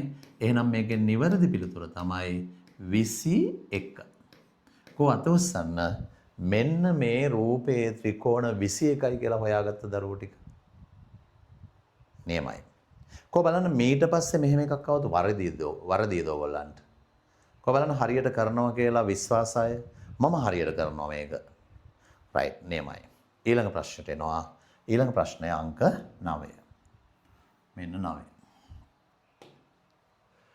මෙම කුඩා ගණක විශාල ගණකයක් බවට පත් කිරීමට තවත් කුඩා ගණක කීයක් අවශ්‍යද? මේක කියනවා මෙම කුඩා ගණක. ඒ කියන්නේ පුතේ මෙතන ගොඩක් තියෙනවනේ ගණක. නේ? ගණක කීයක් තියෙනවද? ගණන් කරලා බලමු අපි. ගණක ගණන් කරන්න. මෙතන තියෙනවා 1 2 3 4. ආයෙ උඩට මෙහෙම ගොඩ කරලා තියෙනවා 5 6 7. ඊට පස්සේ තව මේකටත් යටින් මෙන්න මේක තියෙනවානේ 8. එතකොට මෙතන ඔක්කොම ගණක තියෙනවා 8ක්. තව විදිහකට කිව්වොත් 1 2 3 4 මෙතන 4යි 8යි. එහෙනම් මෙතන තියෙන ගණක සංඛ්‍යාව 8යි. ඒ කියන්නේ දැනට මේ රූපේ දීලා තියෙන ගණක කුඩා ගණක ගාන 8යි. කො බලන්න ඒක තේරුම් ගත්තා නම් මං හිතනවා තේරුණා කියලා. නෙමයි. ඔයගොල්ලන් ඉතින් මේකට හරි දක්ෂයි. මේව හදලා හුරු වුණාට පස්සේ ඔයගොල්ලන්ට ගණන් හදන එක සිම්පල් වැඩක්. මේ බලන්න මේ ක්‍රම අල්ලගන්න මේකයි වැදගත් වෙන්නේ. ඊට පස්සේ අපිට කියනවා මේක විශාල ගණකයක් බවට පත් කරන්න. මේ කුඩා ගණකයක් නෙමෙයි විශාල ගණකයක් බවට පත් කරන්න. හරි? මේක විශාල ගණකයක් බවට පත් කරන්න තවත් කුඩා ගණක මේ බලන්න. තවත් කුඩා ගණක කීයක් අවශ්‍යද කියලා තමයි අහන්නේ. මෙන්න හොයන ක්‍රමය. පුතේ මේක ඉස්සෙල්ලා ගණන් කරන්න ඕගොල්ලෝ මේකේ කීයක් තියනවද එක පෙළට දිගට හරි උසට හෝ හරහට හෝ කොහොම හරි එක දිගට වැඩිම ප්‍රමාණයක් ගණක තියෙන්නේ කීයද කියලා බලන්න. කීයද තියෙන්නේ? උසට බලන්න උඩට. එතකොට අපිට පේනවා මේ 1 2 3 4 මේ බලන්න හතරක් එක දිගට උඩට තියලා තියෙනවා. එහෙනම් එක දිගට වැඩිම තියෙන්නේ 4. එහෙනම් මෙන්න ඒ වගේ 4ක් තියෙනවා නම් ලොකු ගණකයක් හදන්න අවශ්‍ය වෙන ගාන හොයාගන්නේ මෙහෙමයි. ඔයගොල්ලෝ මගෙත් එක්ක මේ වැඩේ කරන්න. ඔන්න පුතේ හරිම ලේසි. මොකද කරන්නේ? 4ක් නේ එක පැත්තකට තියෙන්නේ. ලියන්න 4 ගුණ කිරීම 4 ගුණ කිරීම 4. අන්න ඔතනින් ගාන හොයාගන්න පුළුවන්. කොහොමද එන්නේ? 4 වරක් 4 16යි 16 වරක් 4 64යි. එහෙනම් පුතේ මේ විශාල ගණකය හදාගන්න මෙතන තියෙන ගොඩ ලොකු ගණකයක් බවට පත් කරන්න ඔක්කොම ගණක 64ක් බවට පත් වෙන්න ඕනේ. එහෙමනම් අපි දැනට ඔතන 64ක් වෙන්න ඕන වුණාට අපි මෙතන තියෙනවා මේ ගණක ගොඩේ 8ක් කියලා අපි හොයාගෙන තියෙනවා. එහෙමනම් ඔක්කොම 64ක් අවශ්‍ය නම් තවත් ගණක කීයක් මේකට ඕනද කියලා බලන්නේ කොහොමද? මේ 64න් අඩු කරලා දානවා මෙන්න මේ 8. එහෙනම් 64න් 8 අඩු කරන්න. කීය දෙන්නේ බලන්න 64න් 8 අඩු කරලා. කීය දෙන්නේ? ඒක ලේසිනේ. එතකොට මෙතන අඩු කරන්න පුළුවන් 14න් 8 6යි මෙතන 5යි. පුතාලට ඔන්න පැහැදිලි. තවත් මේකට කුඩා ගණක අවශ්‍ය වෙනවා 56. එහෙනම් මේකේ උත්තරය තමයි පුතේ 56. 56. කො බලන්න මේ හදන ක්‍රමය තේරුම් ගත්ත පුතාලා. මට මතකයි මීට කලින් දවසකත් මම මේ වගේම ගාණක් ඔයාලට කියලා දීලා තියෙනවා. නේ? හරි. එහෙනම් අපි ඊළඟ ප්‍රශ්නට එනවා. ඊට කලින් පොඩි පැහැදිලි කිරීමක් කරන්න නැවත. පුතේ මේ වගේ කුඩා ගණක එකතු කරලා විශාල ගණකයක් හදන ප්‍රශ්නයක් ආවොත් ඔගොල්ලෝ බලන්න ඕන එක දිගට පළලට උසට කොහෙට හරි ප්‍රශ්නයක් නැහැ. වැඩිම දිගට තියලා තියෙන ගණක සංඛ්‍යාව ගණන් කරනවා. මේක තියෙන 4නේ. ඒ නිසා අපි කළේ මේ බලන්න ඊට පස්සේ කළේ 4 ගුණ කිරීම 4 ගුණ කිරීම 4 කියලා තුන් වතාවක් 4 ලියලා ගුණ කළා. ඊට පස්සේ පිළිතුර ආවේ 64 නේ. ඒකෙන් අපි හොයාගත්තා මේ ගණක ප්‍රමාණය විශාල ලොකු ගණකයක් කරන්න තව කුඩා ගණක අවශ්‍ය වෙනවා. ඒ කියන්නේ මේ ඔක්කොම අවශ්‍ය ගණක ගාන 64යි කියලා. ඒ 64න් දැනට තියෙන ගාන 8යි. ඒ 8 අඩු කළා. ඊට පස්සේ 56 ආවා. ඒ කියන්නේ තවත් ගණක 56ක් තිබුණොත් මේ එකතු කරලා විශාල ගණකයක් හදාගන්න පුළුවන්. කො බලන්න තේරුණා නම් මේ ගාන හදන හැටි අත උස්සමු. නියමයි. අපි එනවා පුතේ. එහෙනම් ඊළඟ ගානට වැඩි කාලය ගන්නත් බෑ. අපි අංක 10ට එනවා. මෙන්න අංක 10 හදන හැටි. හොඳින් බලා ගන්න. මේක හරි සරලයි හොඳට කරගන්න පුළුවන්. ගයන්ත පඩිපෙළක 13 වන පඩියේ සිටි. මගෙත් එක්කම කටවඩ කරලා කරමු. ගයන්ත දැනට ඉන්නේ 13 වෙනි පඩියේ. රවුන්ඩ් කරන්න. 13 වෙනි පඩියේ තමයි එයා ඉන්නේ. පඩිපෙළේ මේ පඩිපෙළේ 13 වෙනි පඩියේ ගයන්ත ඉන්නවා. ඒකයි ඔය කියන්නේ. හරි? එතකොට අපි මෙහෙම කරමු. එහෙනම් අපි මේක පඩිපෙළ අඳින්න නැතුව පොඩි සරල ක්‍රමයක් පාවිච්චි කරමු. අපි දාමුද දැන් ගයන්තනේ උතන ඉන්නවා කියන්නේ නේ? ඒ නිසා එයා ඉන්නේ 13 නේ. අපි දාමුද ගයන්න දාන්නකො ගයන්ත ඉන්න ගයන්න දාන්න. ඔන්න ගයන්ත ඉන්නවා. පොඩ්ඩක් රවුන්ඩ් කරන්න. ගයන්ත ඉන්නේ 13 වෙනි පඩියේ කියලා කියනවා. නේ? එහෙමනම් පුතේ මේ ගයන්ත 13 ඉන්න නම් මේ ගයන්තට පහලින් සහ තවත් ඉහලින් තව පඩි තියෙනවා. හරි? ගයන්ත ඉන්නේ 13 නම් හරි? ඔන්න හොඳට බලන්න. චෝටිවට ලියන්නකෝ 13. ගයන්ත ඉන්නේ 13 නම් අනිවාර්යෙන්ම ගයන්තට පහලින් තියෙන්න ඕනේ පඩි 12ක්. දාන්න 12 මෙතන. මොකද පඩි 12ක් තිබුණොත් විතරයි ගයන්ත ඉන්න තැන 13 වෙන්නේ. තේරෙනවද කියන එක? කොහොම බලන්න ඒක තේරුණා නම්? තේරෙන්න ඕනේ. good නියමයි. ඊට පස්සේ දැන් අපිට පැහැදිලි ගයන්ත 13 වෙනි යවුනේ මෙතන 12ක් හිටපු නිසා. දැන් අපිට තව කතාවක් කියනවා. මොකද්ද කියන්නේ බලමු. ඔහු තව පඩි දෙකක් මේ බලන්න. තව පඩි දෙකක් ඉහළට නැග්ගොත්. ඒ කියන්නේ උඩ පැත්තට නැගගෙන ගියොත් පඩි පෙළේ මැද පඩියට පැමිණේ. මේ බලන්න වෙන දේ. තව දෙකක් උඩට ගියොත් ගයන්ත පඩි පෙළේ මැද පඩියට එනවලු. අපි පොඩ්ඩක් උඩට දාමුද මෙයාව බලන්න. එහෙනම් ගයන්ත කියලා ආයෙ ලියන්න මෙතන. ඔන්න ගයන්ත. ඔන්න ගයන්ත. ඒත් පුතේ මේ ගයන්ත ඉන්නවා කියන්නේ දැන් අලුත් එකේ තව පඩි දෙකක් ඉස්සරහට ගිහිල්ලා. ඒ කියන්නේ 13 ඉඳලා 14 15 කියලා තව දෙකක් ඉස්සරහට ගිහිල්ලා. හරිනේ? ඒ නිසා දැන් මෙයා ඉන්නේ 15 එහෙනම්. දැන් තව මේ වගේ රේඛාවක් අඳින්න ඕම. ඔන්න හරි. එතකොට දැන් ඉන්නේ මෙයා 15 නිසා පොඩිවට 15 ලියන්න. ඔන්න දැන් 15 ඉන්නේ දෙකක් උඩට ගිහිල්ලා. හරි? එතකොට කියනවා තව දෙකක් ගියාම එයා මැද පඩියට එනවලුනේ. ඒ කියන්නේ පඩිපෙළේ මැද. එහෙමනම් මේ 15 තියෙනවනේ. 15 වෙනි පඩිය මැද තියෙන්න නම් ඔයාලා හිතන්න ඔයාලගේ ඇඟිලි 4ක් 5ක් තියෙනවා. මේ ඇඟිලි පහෙන් මේ ඇඟිල්ල මැදට එන්නේ ඇයි? මේ පැත්තට දෙකයි මේ පැත්තට දෙකයි තියෙන නිසානේ. එහෙමනම් මෙන්න මේ ගයන්තයා මැදට ආවේ කොහොමද? මේ පැත්තේ සමාන පඩි තියෙන නිසා. එයා ඉන්නේ 15 නම් 15ට යටින් අපි දන්නවා තව තියෙන්න ඕන කියලා කීයක්ද? තව 14ක් තියෙන්න ඕන. එහෙනම් මෙතන 14 ලියන්න. මේ පැත්තේ 14ක් තියෙන්න ඕන. ඇයි මං එතන 14යි කියන්නේ? උඩ පැත්තේ මෙතන 14ක් තිබිලා මේ පැත්තේ 14ක් තිබුණොත්නේ ගයන්ත මැදට එන්නේ. දැක්කනේ වැඩේ. එහෙනම් පුතේ මේ පඩි පෙළේ තියෙන මුළු පඩි ගාන හොයන්න හරිම ලේසි ක්‍රමය අමාරු එකක් නෙමෙයි තියෙන්නේ.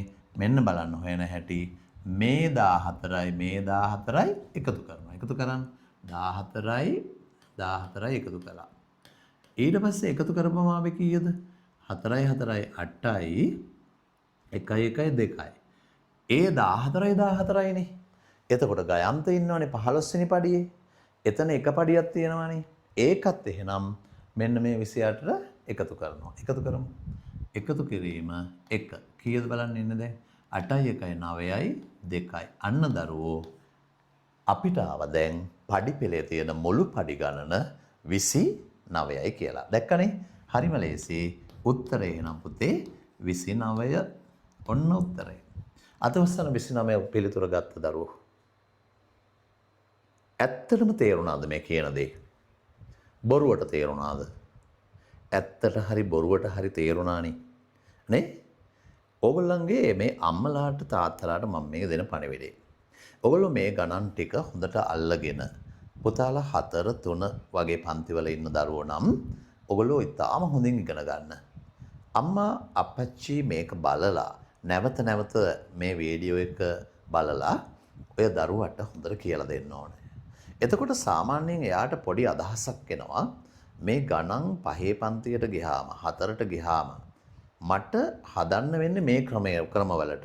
මේ ක්‍රම අල්ලගත්තට පස්සේ කවුරුත් අවශ්‍ය නැහැ මේ දරුවන්ට ඉතාම හොඳින් ගාන හදලා පිළිතුර ඒගොල්ලෝ තනියෙන් ගන්නවා. හරි? ඒ නිසා ඒක එච්චර හිතන්න එපා. බොහොම අපූර්වට මේක කරගන්න පුළුවන්. අපි එනවා පුතේ 11 වෙනි ගානට. ඔන්න 11 වෙනි ගාන. 11 අමාරු නැහැ. ලේසිම ලේසි. මං අලුත් ක්‍රමයක් එක්ක කියලා දෙන්නේ. හොඳින් අහගන්න ඕන ගාන. මේ ගාන මෙහෙමයි තියෙන්නේ. දැන් මේක කියනවා මෙහෙම කතාවක්. හොඳින් අහන්න. සීතාට පසු නීතා පාසලට පැමිණි අතර සීතාට පසු පිටව ගියාය. එහෙමනේ තියෙන්නේ බලන්න. ඊට පස්සේ කියනවා සීතාට පෙර රීටා පාසලට පැමිණි අතර නීතාට පෙර පිටව ගියාය. නේ මරුනේ එක. නීතයි සීතයි රීතයි. නේ අඩුම කාලයක් පාසලේ රැඳී සිටියේ කවුද කියලා. එතකොට ඕගොල්ලොන්ගේ ගෙදර නීතා ඉන්න පුළුවන්. සීතා ඉන්නත් පුළුවන්. රීටා ඉන්නත් පුළුවන්. කවුරු හරි ඇතිනේ. ඔය කවුරු හරි හිටියත් අපිට ප්‍රශ්නයක් නැහැ. අපි මේකේ හැටියට වැඩේ කරමු. ඔන්න හලෝ ගාන හදන ක්‍රමය. හදමු දැන්. සීතාට පසු නීතා පාසලට පැමිණි අතර සීතාට පසු තමයි නීතා අක්කා පාසලට එන්නේ. හරිනේ? හරි. දැන් මෙන්න මේකේ ඇඳලා තියෙනව නේද කොටුවක්. ඔය කොටුව මොකක්ද දන්නවද? මේ තමයි පාසල. මේ ඉන්නේ සීතා. මේ ඉන්නේ නීතා. මේ ඉන්නේ රීතා. ඒගොල්ලෝ ඔතන ඉන්නවා. දැන් ඕගොල්ලන්ට පුළුවන් මේකෙදි බලා ගන්න මම මොකද්ද කරන්නේ කියලා. සීතාට පසු නීතා පාසලට පැමිණි අතර සීතට පස්සේ තමයි නීතා පාසලට එන්නේ. එහෙනම් පුතේ අපි සීතා පාසලට එක්කන් එමු. ඔන්න සීතා ආවා. හරි සීතා ඉස්ස දාන්නකො සීතට ඊතලයක්. සීතා දැම්මා. සීතට පස්සේ තමයි නීතා එන්නේ. එහෙනම් අපි නීතට ඊතලයක් දාමු මෙන්න මෙහෙම පොඩ්ඩක් අඩු එකක්. දැන් අපිට මේක බලනකොට පේනවා සීතා නීතට ඉස්සරලා පාසලට ඇවිල්ලා. නේ? හරිනේ. සීතාට පසු නීතා ඇවිල්ලා. සීතට පස්සේ තමයි නීතා ඇවිල්ලා තියෙන්නේ. ඔන්න පැහැදිලි.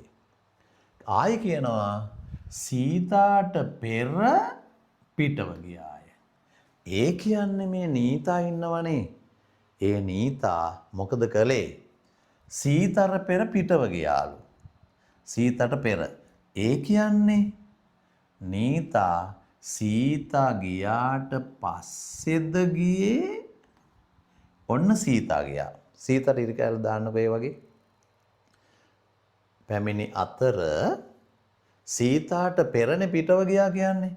එහෙනම් හලෝ මේ නීතා සීතටත් ඉස්සරලම ගිහිල්ලා තවත් ඉස්සරහට දාන්න මෙයාව. එයා ඉස්සරහින්ම ගිහිල්ලා. නීතා තමයි ඉස්සරලා ගිහිල්ලා තියෙන්නේ ඔය කියන විදිහට. නේ?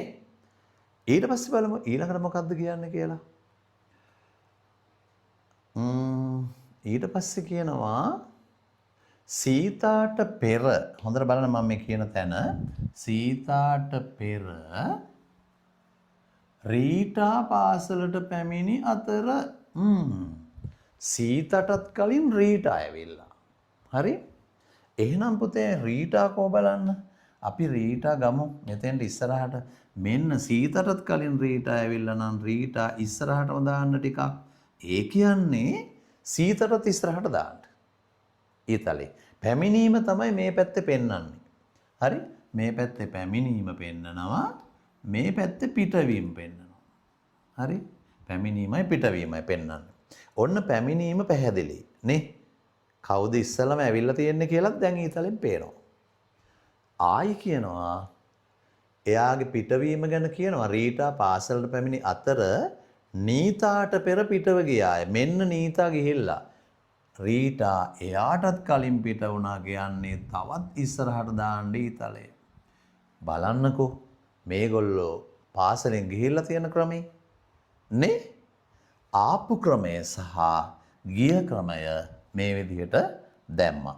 පුතාලට පැහැදිලිව පේනවා පුතේ මෙතන තියෙනවා පැමිණීම මේ පැත්තේ තියෙනවා පිටවීම. දැන් මෙහෙම දැම්මට උත්තරේ නැහනේ. මේක මම තමයි හදාගත්තේ මේ ක්‍රමේ. මේ ක්‍රමේ හදලා පුතාලට කියලා දෙන්න මේ වගේ එකකදී නිකන් හොම්බෑන ගන්න නැතුව හරි පාරේ ගිහිල්ලා හරි තැනට යන්න. හරි තැනට යන්න නම් මේක හොඳට බලා ගන්න. එතකොට ඕගොල්ලන්ට ඇත්තටම හරිම තැනට යන්න පුළුවන්. ඔන්න බලන්න ප්‍රශ්නේ හදන විදිය මේක අලුත්නේ හොඳට බලා ගන්න. අහන ප්‍රශ්නේ තමයි අඩුම කාලයක් පාසල තුල රැඳී සිටියේ කවුද? මේ තියෙන්නේ අඩුම කාලයක් හිටියේ කවුද කියලා. ඔන්න මම අඩුම කාලයක් හිටිය ක්‍රමය කියලා දෙන්න යන්නේ කවුද හිටියේ? අඩුම.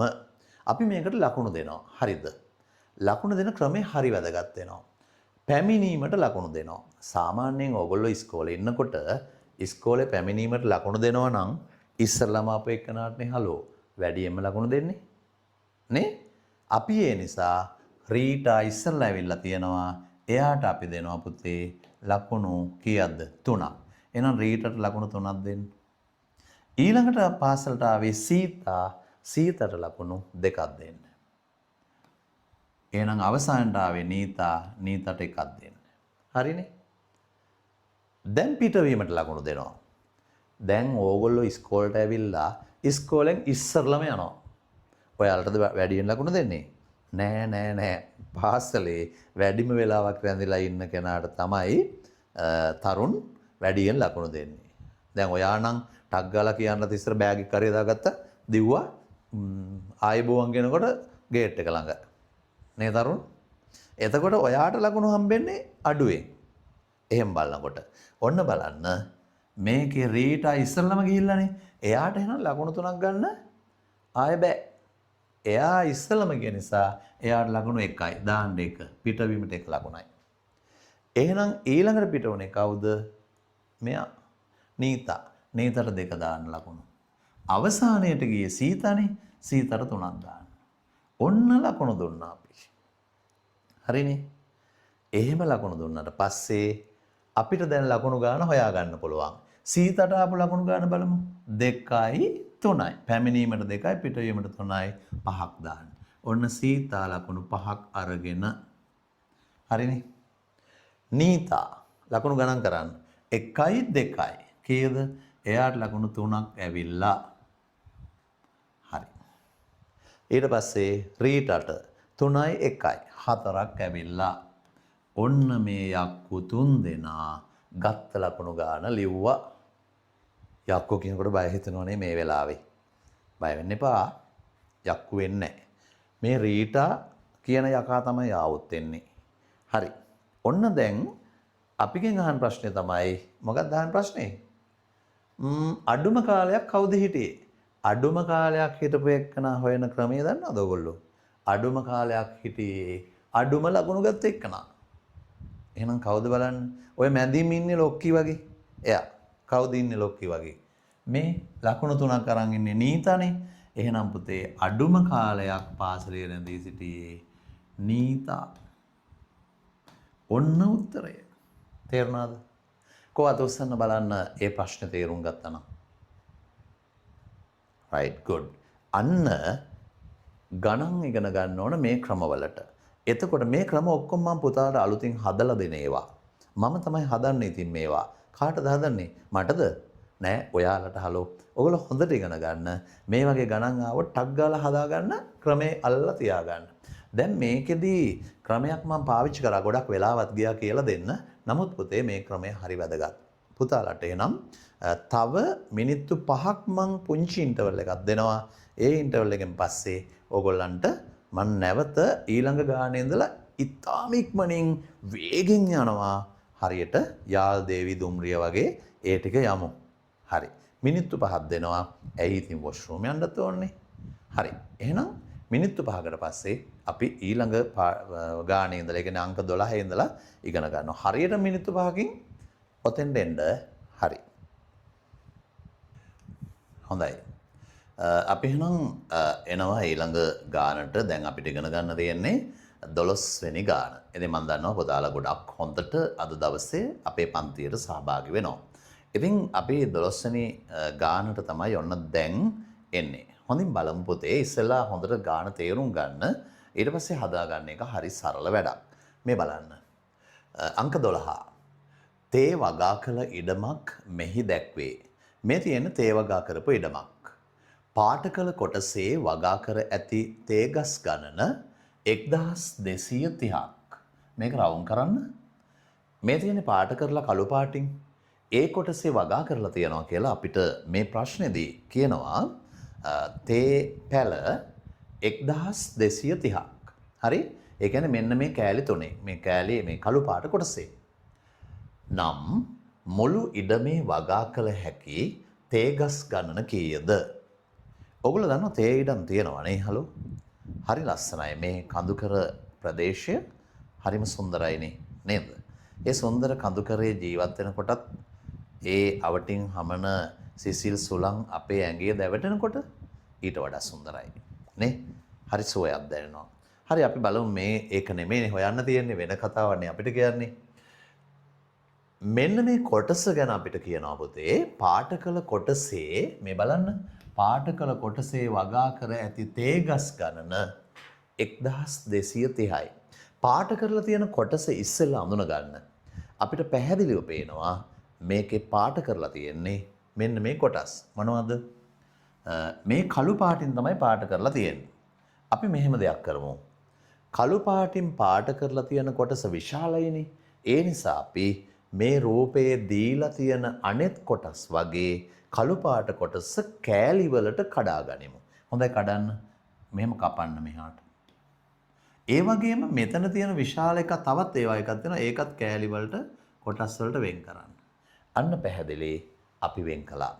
දැන් ඊටාත්ම පැහැදිලිව පේනවා අපි සමාන කෑලි වලට මේ ඉඩම සම්පූර්ණයෙන්ම කොටස් කරලා තියෙනවා. හරි මෙතන ඔන්න හිතන්න පුතේ මේ විදිහට. තේ වගා කළ ඉඩමක් මෙහි දැක්වේ පාට කළ කොටසේ වගා කර ඇති තේ ගස් ගණන 1230යි කියලා. කො බලන්න මං කියන දේ පුතාලට පැහැදිලි නම් අත උස්සන්න. හරි පැහැදිලි. very good. ඔයගොල්ලෝ බොහොම හොඳ දරුවෝ ටිකක්. එහෙනම් පුතේ අපි මෙහෙම කරමු. මෙන්න මේ 1230 පුතාලට පේනවා ඇත්තටම කොටස් තුනක් තියෙනවා. මේ කොටස් තුන මාක් කරනවා මං. ඔයාලත් මාක් කරගන්න. අන්න දරුවෝ මෙන්න මේ කළු පාටින් පාට කරලා තියෙන කතිර රතු පාටින් දාලා මම පෙන්නලා තියෙන කොටසේ වගා කරන තේ ගස් ගන්න 1230යි. ඒ නිසා අපි මේ එක කෑල්ලක වගා කරන තේ ගස් ගන්න හොයනවා 1230 ලියන්නකෝ. 1230 බෙදනවා 1 2 3 තුනෙන්. එහෙනම් මේක කෙටි බෙදීමෙන් බෙදමු. හරි ලේසි බෙදන්න. ඔයාලා ලියා ගන්න මම කියලා දෙනවා. අපි 1230 තුනෙන් බෙදනවා. හරි. ඔන්න බෙදන හැටි. ඉස්සලම එකට තුනේව බලනවා. එකට තුනේව නෑනේ. එකට තුනේව 12ට බලුවා. ඊට පස්සේ නැති නිසා 12ට තුනේව 4යි. 4 දාන්න. ඊට පස්සේ 3ට තුනේව 1යි. බිඳුවට නැහැ 410ක් ආවා. අන්න එතනින් අපිට හොයාගන්න පුළුවන් වුණා පුතේ මෙන්න මේ කොටස් තුනෙන් එක කොටසක වගා කරන්න පුළුවන් තේ ගස් ගණන කීයද 410යි කියලා. නේ 410යි කියලා හොයාගන්න පුළුවන් වුණා. හොඳ දරුවෝ වගේ මැසේජස් දාන්න එපා දැනට. හොඳට අහගන්න මේක හරිම වැදගත්. හරි පුතේ. එතකොට ඔන්න මෙතන මේ කොටස් තුන අපි විශේෂ කරලා තියෙනවා. ඒ තුනේ වගා කරලා තියෙන තේ ගස් ගණන 410යි. අපි එකක 410යි තුනේම 1230යි. අපි හොයන්න යන්නේ පුතේ මෙන්න මේ සම්පූර්ණ ඉඩමනේ. එහෙනම් හරිම ලේසි. ඕගොල්ලෝ කරන්න ඕනේ මේ සම්පූර්ණ ඉඩම අපි මාක් කරලා බලමු කතිර කීයක් එනවද මේකට දාන්න පුළුවන් කියලා. අපි කතිර වලින් මාක් කරමු. මෙතන 3යි, 4යි, 5යි, 6, 7, 8, 9, 10. අන්න පුතේ තේගස් 410ක් වගා කරන්න පුළුවන් කොටස් 10ක් මේකේ තියෙනවා. එහෙමනම් මුළු ඉඩමේ තියෙන වගා කළ හැකි තේගස් ගණන හොයන්න අපිට පුළුවන්. මෙන්න මේ 410 මොනවා කළොත්ද? ඒ වගේ ගොඩවල් 10ක් තියෙනවනේ. 10න් ගුණ කළොත්. ඒ නිසා අපි 10න් ගුණ කරමු මේක. ඔයාලා හොඳට දන්නවා 10න් ගුණ කරන්න ඕනම ගාණක්. දන්නවනේ? කොහොමද දන්නයි පොඩ්ඩක් අතුස්සමු. හරි. good. ඇත්තටම මේ ලේසිම ලේසි ක්‍රමයක් තියෙනවා නේ පුතේ. මොකද්ද කරන්නේ? 10න් ගුණ කරනකොට අපි ගුණ කර කර ඉන්නේ නැහැ. 410 ලියලා අපි බිඳුවක් එහා පැත්තේ දානවා. ඕකනේ කරන්නේ ළමයි. නේ? හරි. මේ ගාන වැරදි නෑ. හරියටම හරි. ඒ නිසා මම කියලා දෙන්න යන්නෙත් නැහැ. පිළිතුර 4100යි. එහෙනම් උත්තරය 4100. කෝ අත උස්සන්න 4100 පිළිතුර ගත්ත ක්‍රමය ඉතාම හොඳට තේරුණු දරුවෝ අත උස්සන්න. හොඳයි. එහෙනම් මම මෙතනින් එහාට මේක අරගෙන යන්නේ නැහැ. ඕගොල්ලන්ට පුළුවන් මේ ගාන කියලා දුන්න ක්‍රමය නැවත බලලා ඕගොල්ලන්ට ඉගෙන ගන්න පුළුවන්. අපි ඔන්න පුතේ එනවා ඊළඟ ප්‍රශ්නයට. අංක 13 බලන්න. 13 මෙහෙමයි තියෙන්නේ. මෙන්න මෙතන අපිට පැහැදිලිවම දීලා තියෙනවා පුතා. හොඳින් බලන්න. ත්‍රිකෝණයක් දීලා ඒ ත්‍රිකෝණය ග්‍රෑම්ස් 500යි කියලා. පේනවනේ. ඒකත් මාක් කරගන්න මං වගේ. ග්‍රෑම්ස් 500 කියලා ත්‍රිකෝණයක් දීලා තියෙනවා. මම ඒ නිසා ඒක පැහැදිලි වෙන්න පුතාලට මෙතන අඳිනවා ත්‍රිකෝණයක් ඇඳලා ඉස්සරහින් 500 දානවා. පුතාලත් දාන්න ග්‍රෑම්ස් 500යි. ඔන්න ඕක තමයි අපිට පැහැදිලිව කියලා තියෙන දේ මෙතන. හරි? මෙතන කියලා තියෙනවා ත්‍රිකෝණය සමානයි ග්‍රෑම්ස් 500. ඒ කියන්නේ ත්‍රිකෝණයේ වටිනාකම ග්‍රෑම්ස් 500යි කියන එක. ඕක තමයි දීලා තියෙන්නේ. ඒ වගේම ඔයාලට දැන් කරන්න වැඩක් තියෙනවා. අපි ඒ දේ කරන්න ඕනේ. අපි මෙහෙම කරමු. ඔන්න මම කරන දේ ඔයාලත් කරන්න. මේ තරාදිය හොඳට නිරීක්ෂණය කරන්න. හරි? අපිගෙන් අහන ප්‍රශ්නය තමයි අන්නාසි ගෙඩියෙන් දෙකෙන් එකක බර කොච්චරද කියලා. අන්නාසි ගෙඩියෙන් දෙකෙන් එකක් කියන්නේ හරියටම අන්නාසි ගෙඩිය දෙකට කැපුවොත් එක කෑල්ලක බර තමයි අන්නාසි ගෙඩියෙන් දෙකෙන් එකක බර. ඒක තමයි හොයන්න කියන්නේ. අපි බලමු. මේ බලන්න. අපි හොයන ක්‍රමය. ඔන්න මම ක්‍රමයක් හොයනවා. මේ තියෙන තරාදිය. තරාදිය පුතේ දෙපැත්තක් තියෙනවානේ. අපිට හරි පැහැදිලි තරාදිය සමබර වෙලා තියෙනවා. මේ පැත්ත පාත් වෙලා මෙහෙට මෙහෙ උඩට ගිහිල්ලා එහෙම දෙයක් නැහැනේ.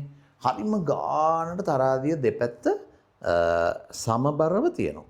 තියෙනවනේ බලන්න. දෙපැත්ත තියෙනවා. ඒ කියන්නේ මේ පැත්තේ බරයි මේ පැත්තේ බරයි සමානයි. ඒ නිසා තමයි එහෙම තියෙන්නේ. අපි මෙහෙම දෙයක් කරමු පුතේ. ඉස්සෙල්ලම මේ දෙපැත්තේ ඒවා සමාන ඒවා කපමු. හරි කපන්න. මෙන්න මෙතන තියෙනවා කොටුවක්. මේ කොටුව කපන්න. මේ කොටුවත් කපන්න කොටු දෙකක් තියෙනවා. ඒ කොටු දෙකට මේ කොටු දෙක කපලා දාන්න. ඔන්න සමචතුරස්‍ර දෙකට සමචතුරස්‍ර දෙක හරියනවා කියලා කැපුවා. ඊට පස්සේ මම තව වෙන පාටක් අරන් කපන්නම්. ඊට පස්සේ ඔන්න බලන්න මේ වෘතයට මේ වෘතේ කපන්න. ඔන්න කැපුවා. දැන් මොනවද ඉතුරු වෙලා තියෙන්නේ? දැන් ඉතුරු වෙලා තියෙනවා ත්‍රිකෝණනේ. මෙතන ත්‍රිකෝණයට මෙතන ත්‍රිකෝණය කපන්න. කපන්න.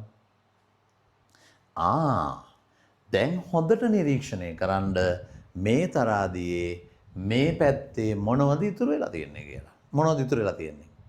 ඉතුරු වෙලා තියෙන්නේ ඕනම මිනිස්සෙකුට පේනවා ත්‍රිකෝණයයි ත්‍රිකෝණයයි. ඒ කියන්නේ ත්‍රිකෝණ මෙච්චරයි. දෙකක් ඉතුරු වෙලා නේ? එහෙමනම් මේ අන්නාසි ගෙඩියේ බර සමාන වෙන්න ඕනේ නේද? මේ අන්නාසි ගෙඩියේ බර සමාන වෙන්න ඕනේ මෙන්න මේ ත්‍රිකෝණයටයි මේ ත්‍රිකෝණයටයි. ඔය ත්‍රිකෝණ දෙකේ බරට. නැද්ද? එහෙම සමාන වෙන්න ඕනේ. අපි දන්නවා ත්‍රිකෝණයක් 500යි කියලා. එහෙනම් තවත් ත්‍රිකෝණයක් තියෙනවනේ. අපි නිකමට වගේ තව ත්‍රිකෝණයක් අඳිමු. අන්න ඒකෙත් පුතේ 500යි. දාන්න 500ක් කොහොමද? දැන් එහෙනම් ඇවිල්ලා ඉවරයිනේ. මේ දෙක එකතු කරලා අපිට ගන්න පුළුවන්. මෙතන එනවා කීයක් දෙන්නේ? 1000ක්. ඔන්න ග්‍රෑම්ස් 1000යි. එහෙනම් ග්‍රෑම්ස් 1000ක් තමයි මේ අන්නාසි ගෙඩියේ බර. නේ? ඇයි හලෝ? මේ ත්‍රිකෝණ දෙක මේ අන්නාසි ගෙඩියේ බර සමානයිනේ. සමානයිනේ. එහෙමනම් හරියටම ග්‍රෑම්ස් 1000ක් අන්නාසි ගෙඩිය බරයි. එහෙනම් අපි මේ විදිහට ගමු. ඔන්න බලන්න. මේ අන්නාසි ගෙඩිය හරි ඉදිලා නෑ තාම අන්නාසි ගෙඩිය. මේ අන්නාසි ගෙඩිය පුතේ හරි බරයි හරියටම කොච්චරක්ද? ග්‍රෑම්ස් 1000ක්. ග්‍රෑම්ස් 1000ක් අන්නාසි ගෙඩිය බරයි. ඕක තමයි ඔය කියලා දුන්නේ. නේ? එහෙමනම් අපිකින් අහන්නේ මොකද්ද? අන්නාසි ගෙඩියෙන් දෙකෙන් එකක් බර. ලේසි නේද පුතේ? එහෙනම් අපි කරන්නේ මේ 1000 බෙදනවා දෙකෙන්. පැහැදිලි පුතාට දැන් උත්තරේ ගන්න හැටි නේ? 10ට දෙකේ 5යි බිඳුවට නැහැ බිඳුවට නැහැ. ඔන්න 500 ආවා. හරිනේ? එහෙනම් මේක ග්‍රෑම්ස්. අපිට පේනවා දැන් මේ අන්නාසි ගෙඩිය හරියටම දෙකට කැපුවොත් නේද? දෙකට කැපුවොත් මේක පැත්තක වගේ අපිට බර ගන්න පුළුවන්. කොච්චරද? ග්‍රෑම්ස් 500යි. හරිනේ වැඩේ. තේරුණාද? කො තේරුණාද උස්සමු වැඩේ? සරලයි නේ හලෝ. හැබැයි සරල වුණාට මේක ටිකක් හොඳට මතක තියාගන්න ඕනේ. මේ කොහේ හරි තැනක චූටි වැරද්දක් එහෙම වුණොත් අපිට උත්තරේ ගන්න බෑ. නේ? අපිට වැරද්දක් උනේ නෑනේ. ඒ නිසා තමයි උත්තරේ ගත්තේ. දැන් මේ ගාන මං හිතනවා මේ දරුවන්ට ඉතාම හොඳට පැහැදිලි වෙන්න ඇති කියලා. නේ? එහෙනම් පුතාලට පුළුවන් මේ ගාන තවත් පැහැදිලි කරගන්න මම මේ වීඩියෝ එක දැම්මට පස්සේ නැවත නැවත බලන්න. බලලා මොකද්ද මෙයා කළේ? මොකද්ද මේ පැත්තේ ඒවා එහා පැත්තේ ඒවා බලලා සමාන ඒවා කපලා දැම්මා. එතකොට මොකක්ද මේකෙන් සිද්ධ වුනේ? හොඳට නිරීක්ෂණය කළොත් පිළිතුර ගත්ත විදිහ ඉතාම පැහැදිලි වෙයි. හරි අපි යනවා ඊළඟ ප්‍රශ්නෙට. මම දන්නවා පුතාලා ඉතාම දක්ෂ දරුවෝ ටිකක් මේවා අල්ල ගන්නවා කියලා. 14 වෙනි ප්‍රශ්නෙට එනවා පුතේ. මගෙත් එක්ක හදමු. ඉතාම ඉක්මනින්මුත් හදමු. මේක කියන්නේ මෙහෙමයි. මවගේ වයස දුවගේ වයස මෙන් 4 ගුණයකි. මේකේ ඉන්නවා මව දුව. හරි ලියන්න පුතේ. මවට ම යන්න දාන්න. දුවට දු යන්න දාන්න. ඔන්න මව ඉන්නවා දුව ඉන්නවා. හරි දාන්න. පියාගේ වයස පියත් ඉන්නවනේ. පියන්න දාන්න. පියන්න දාන්න. ඔන්න පියාගේ වයස. පියන්නත් දැම්මා. කියනවා අපිට මේ විදිහට මවගේ වයස දුවගේ වයස මෙන් 4 ගුණයකි. පුතේ 4 ගුණයක් කියන කොච්චරක්ද? දුවගේ වයස වගේ ගොඩවල් 1 2 3 4 කියලා 4ක් ගත්තොත් අන්න දුවගේ වයස හොයාගත්තොත් ඒ වගේ සමාන ගොඩවල් 4ක් අරගෙන මවගේ වයස අපිට හොයාගන්න පුළුවන්. පැහැදිලිනේ? ඒ නිසා අපි මෙහෙම කරනවා. අපි මේ දුව ඉන්නවනේ පුතේ නේද? ඒ දුවට අපි දාමු හරි කොටුවක්. දාන්න දුවට කොටුවක්. ඔන්න දුවට මං කොටුවක් ඇන්දා. එතකොට මවගේ වයස අපිට පෙන්වන්න පුළුවන් දුවගේ වගේ 1 2 3 4 කියලා කොටස් හතරක් නැත්නම් කොටු හතරක් දාලා පෙන්වන්න පුළුවන්. ඕනම සංකේත හතරක් අපිට දාගන්න පුළුවන් ඔකට. ඔයාලා කැමති නම් වෘත්ත දාන්න පුළුවන්, ත්‍රිකෝණ ඕන එකක්. හරි. අපි එහෙනම් මවගේ වයසට මේ වගේ හතරක් දාමු. 1 2 3 4. ඔන්න පුතේ පැහැදිලි. දුවගේ වයස වගේ මවගේ වයස 4 ගුණයක්. පියාගේ වයස මවගේ වයසට වඩා අවුරුදු 2ක් වැඩි කියනවා. මේ බලන්න. අවුරුදු 2ක් වැඩි. එහෙනම් පියාගේ වයස හොයන්නත් තව ලේසි ක්‍රමයක් තියෙනවා. මවගේ වයස දාලා ඒකට තව අවුරුදු 2ක් එකතු කරන්න ඕන. එහෙනම් මවගේ වයස තියෙන්නේ කොටු හතරන්නේ. ඒ කොටු හතරට දාන්න පියාටත් දාන්න. හරි. ඔන්න දැම්මා. 1 2 3 4.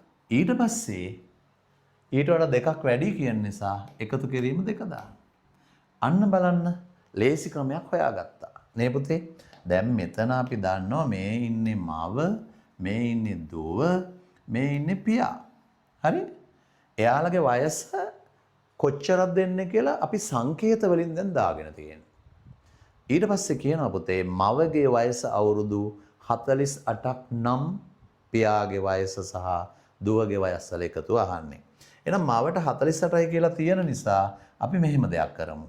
මවට 48 නේ කියන්නේ. එහෙනම් මවට ඉස්සරහින් දාන්න 48. මෙහෙම දාන්න. මවට 48යි. එතකොට මවට 48 ආවේ කොහොමද? මවට 48 ආවේ පුතේ මෙන්න මේ කොටු හතරටම තමයි 48 ඇවිල්ලා තියෙන්නේ. එහෙනම් අපිට මේකදී ක්‍රමයක් හොයාගන්න පුළුවන්. මේ 48 බෙදනවා මවට තියෙන්නේ කොටු 1 2 3 4නේ. 4ෙන් බෙදන්න. අන්න 4ෙන් බෙදුවොත් වෙනවා 4ට 4 ඒවා 1යි 8ට 2යි 12ක් එනවනේ. එහෙනම් 12 ඒවා 4ක් තමයි 48 එන්නේ. අන්න එතනින් තේරුම් අරගෙන අපි මෙන්න මේ හැම කොටුවකටම දානවා වටිනාකම 12 කියලා හොයාගත්තනේ. 12 ගානේ දාන්න පුතේ. 12යි. මම උඩින් දාන්නම් 12. 12. 12. ඔයාලත් දාන්න 12. එහෙමනම් අන්න අපිට තැන හම්බෙලා තියෙනවා. හොයාගත්තා මේ ගානේ උත්තරේ ගන්න හැටි. එහෙනම් මේ හැම කොටුවකටම 12යි එන්නේ. දාන්න 12. ඇතුලේ දාන්නත් පුළුවන්. 12යි. ඔය විදිහට 12 ඒවා දැම්මා. හරි? ඊට පස්සේ දැන් මොකද කියන්නේ බලන්න. දැන් ප්‍රශ්නයක් නැහැ. ඕන කෙනෙක්ගේ වයසක් හොයාගන්න අපිට පුළුවන්. අපිගෙන් අහනවා මවගේ වයස අවුරුදු 48ක් නම් පියාගේ වයස සහ දුවගේ වයස වල එකතුව.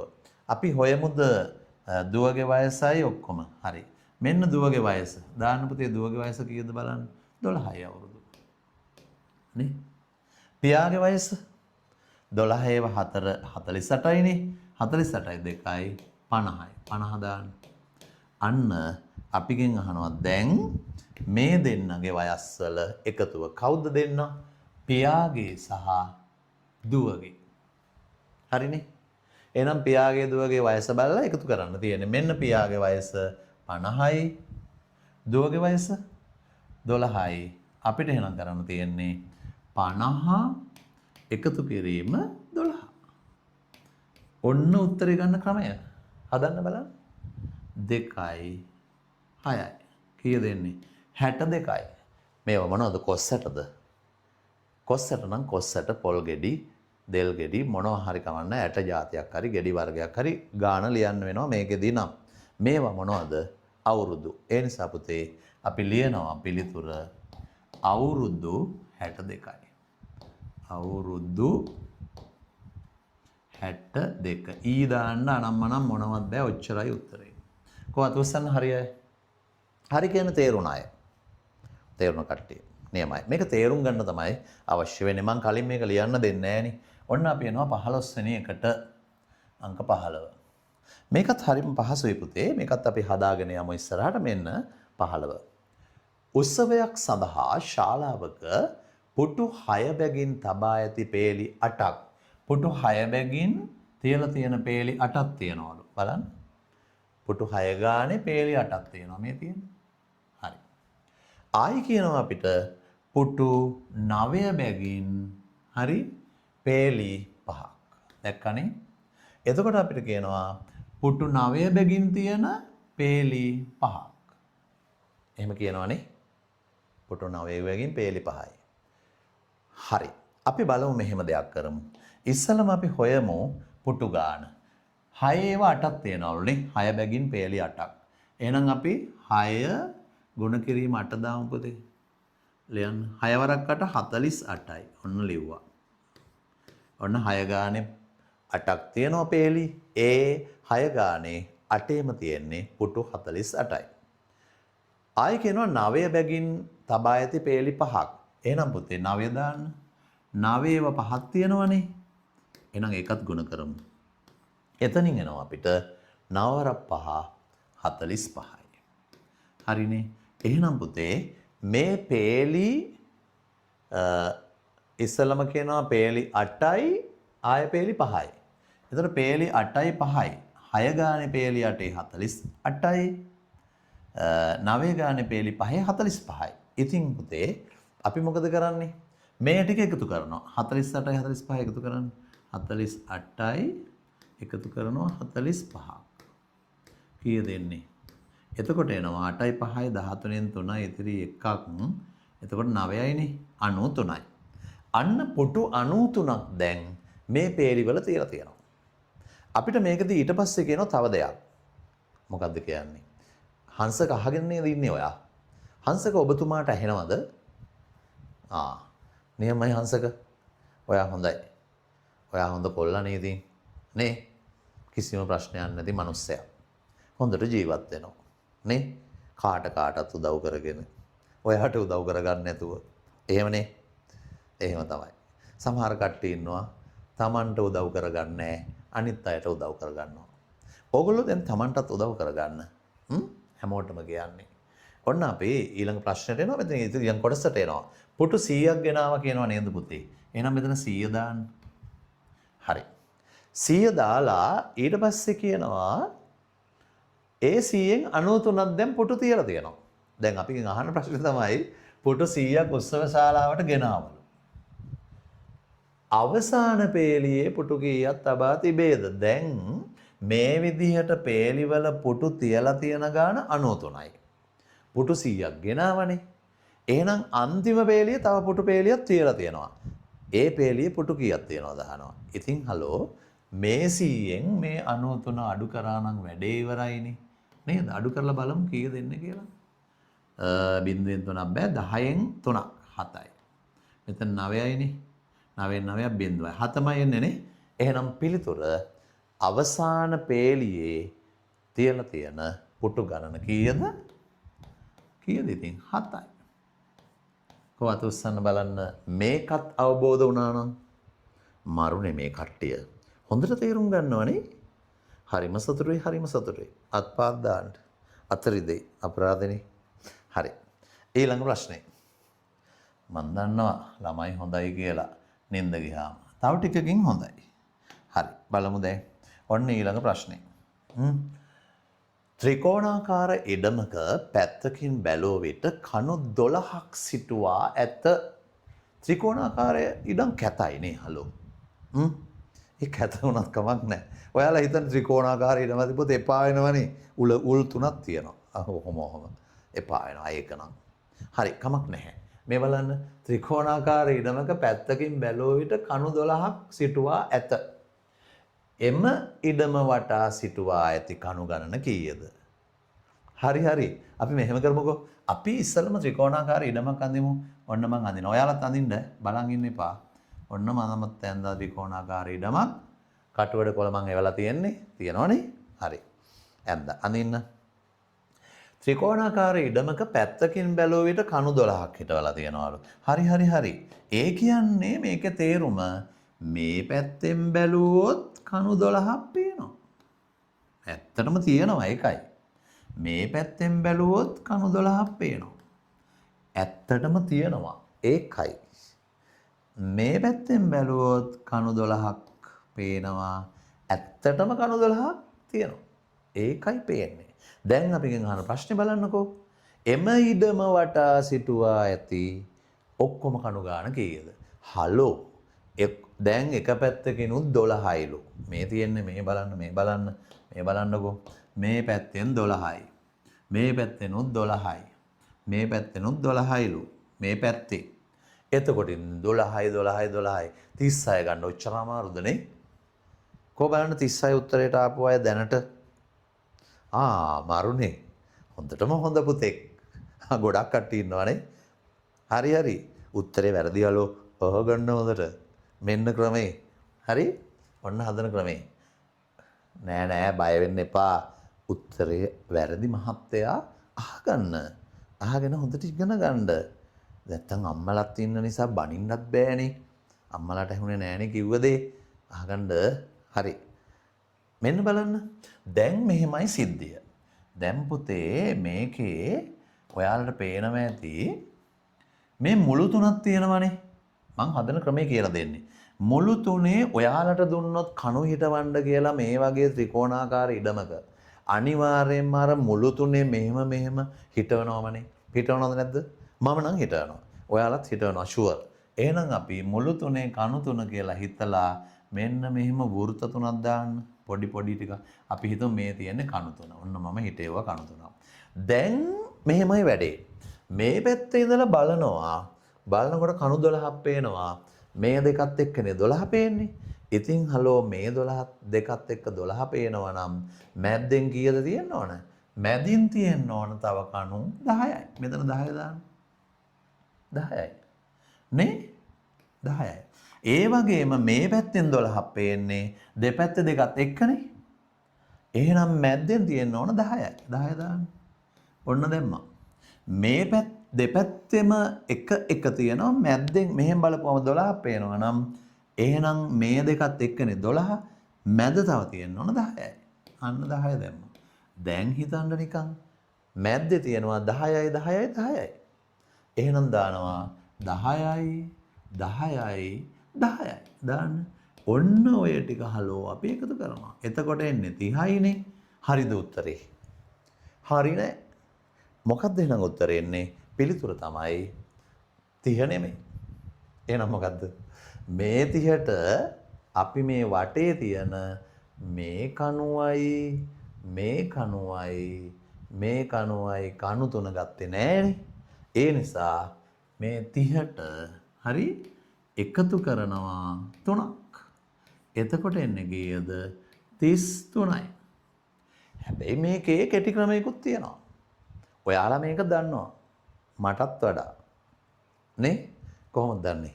ඔයාලා මට මේක ඇහුවොත් කියන්නේ 12යි එකතු කරන්න එක එකට ක්‍රමයක් කියලා දෙනවනේ. 12යි වතුනක් 36යි. ඔන්න 36 දැම්මා.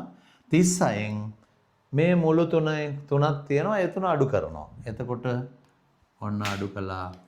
ඒත් 33 එනවනේ.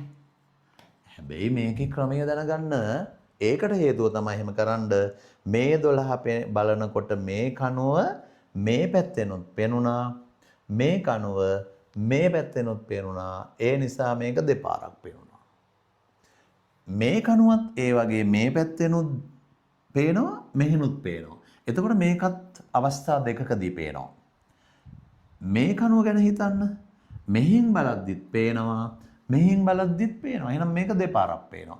ඒ නිසා තමයි මේ කණු තුන දෙක පෙනුන නිසා එක තුනක් අයින් කරනවා. ඒකයි මෙතනින් තුනක් ඉවත් කළාම 33 ආවේ. එහෙනම් උත්තරය එන්නේ කීයද? 33යි. කොහොම බලන්න තේරුම් ගත්ත දරුවා උස්සන්න මේක. හරි මං හිතන්නේ පැහැදිලි ගොඩක්ම. ඊළඟ ප්‍රශ්නට එනවා අංක 17. ඔන්න 17. 17 ලේසි ටක් ගාලා බලමු. ඔන්න.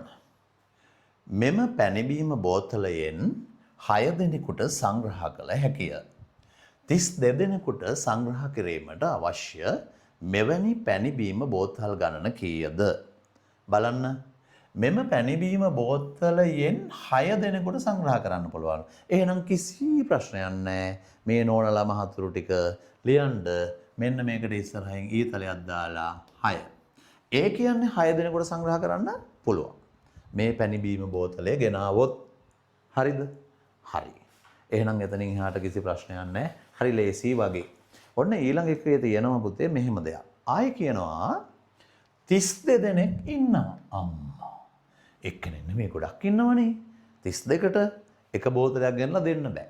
නේ හලෝ. එහෙනම් අපි බලනවා 32 දෙනෙකුට දෙන්න පැණි බීම බෝතල් කීයක් ගේන්න ඕනද කියලා. 32 දෙනා අපි දැන් 6 වෙන් කරන්න ඕන. 6කට එක පැණි බීම බෝතලේ ඉතුරු 6ට ඔහොම බෙදන්න ඕන.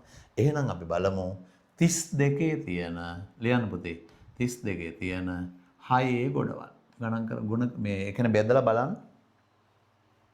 හරි බෙදමු. මෙහෙමයි එන්නේ. 32කට 6ව 5යිනේ.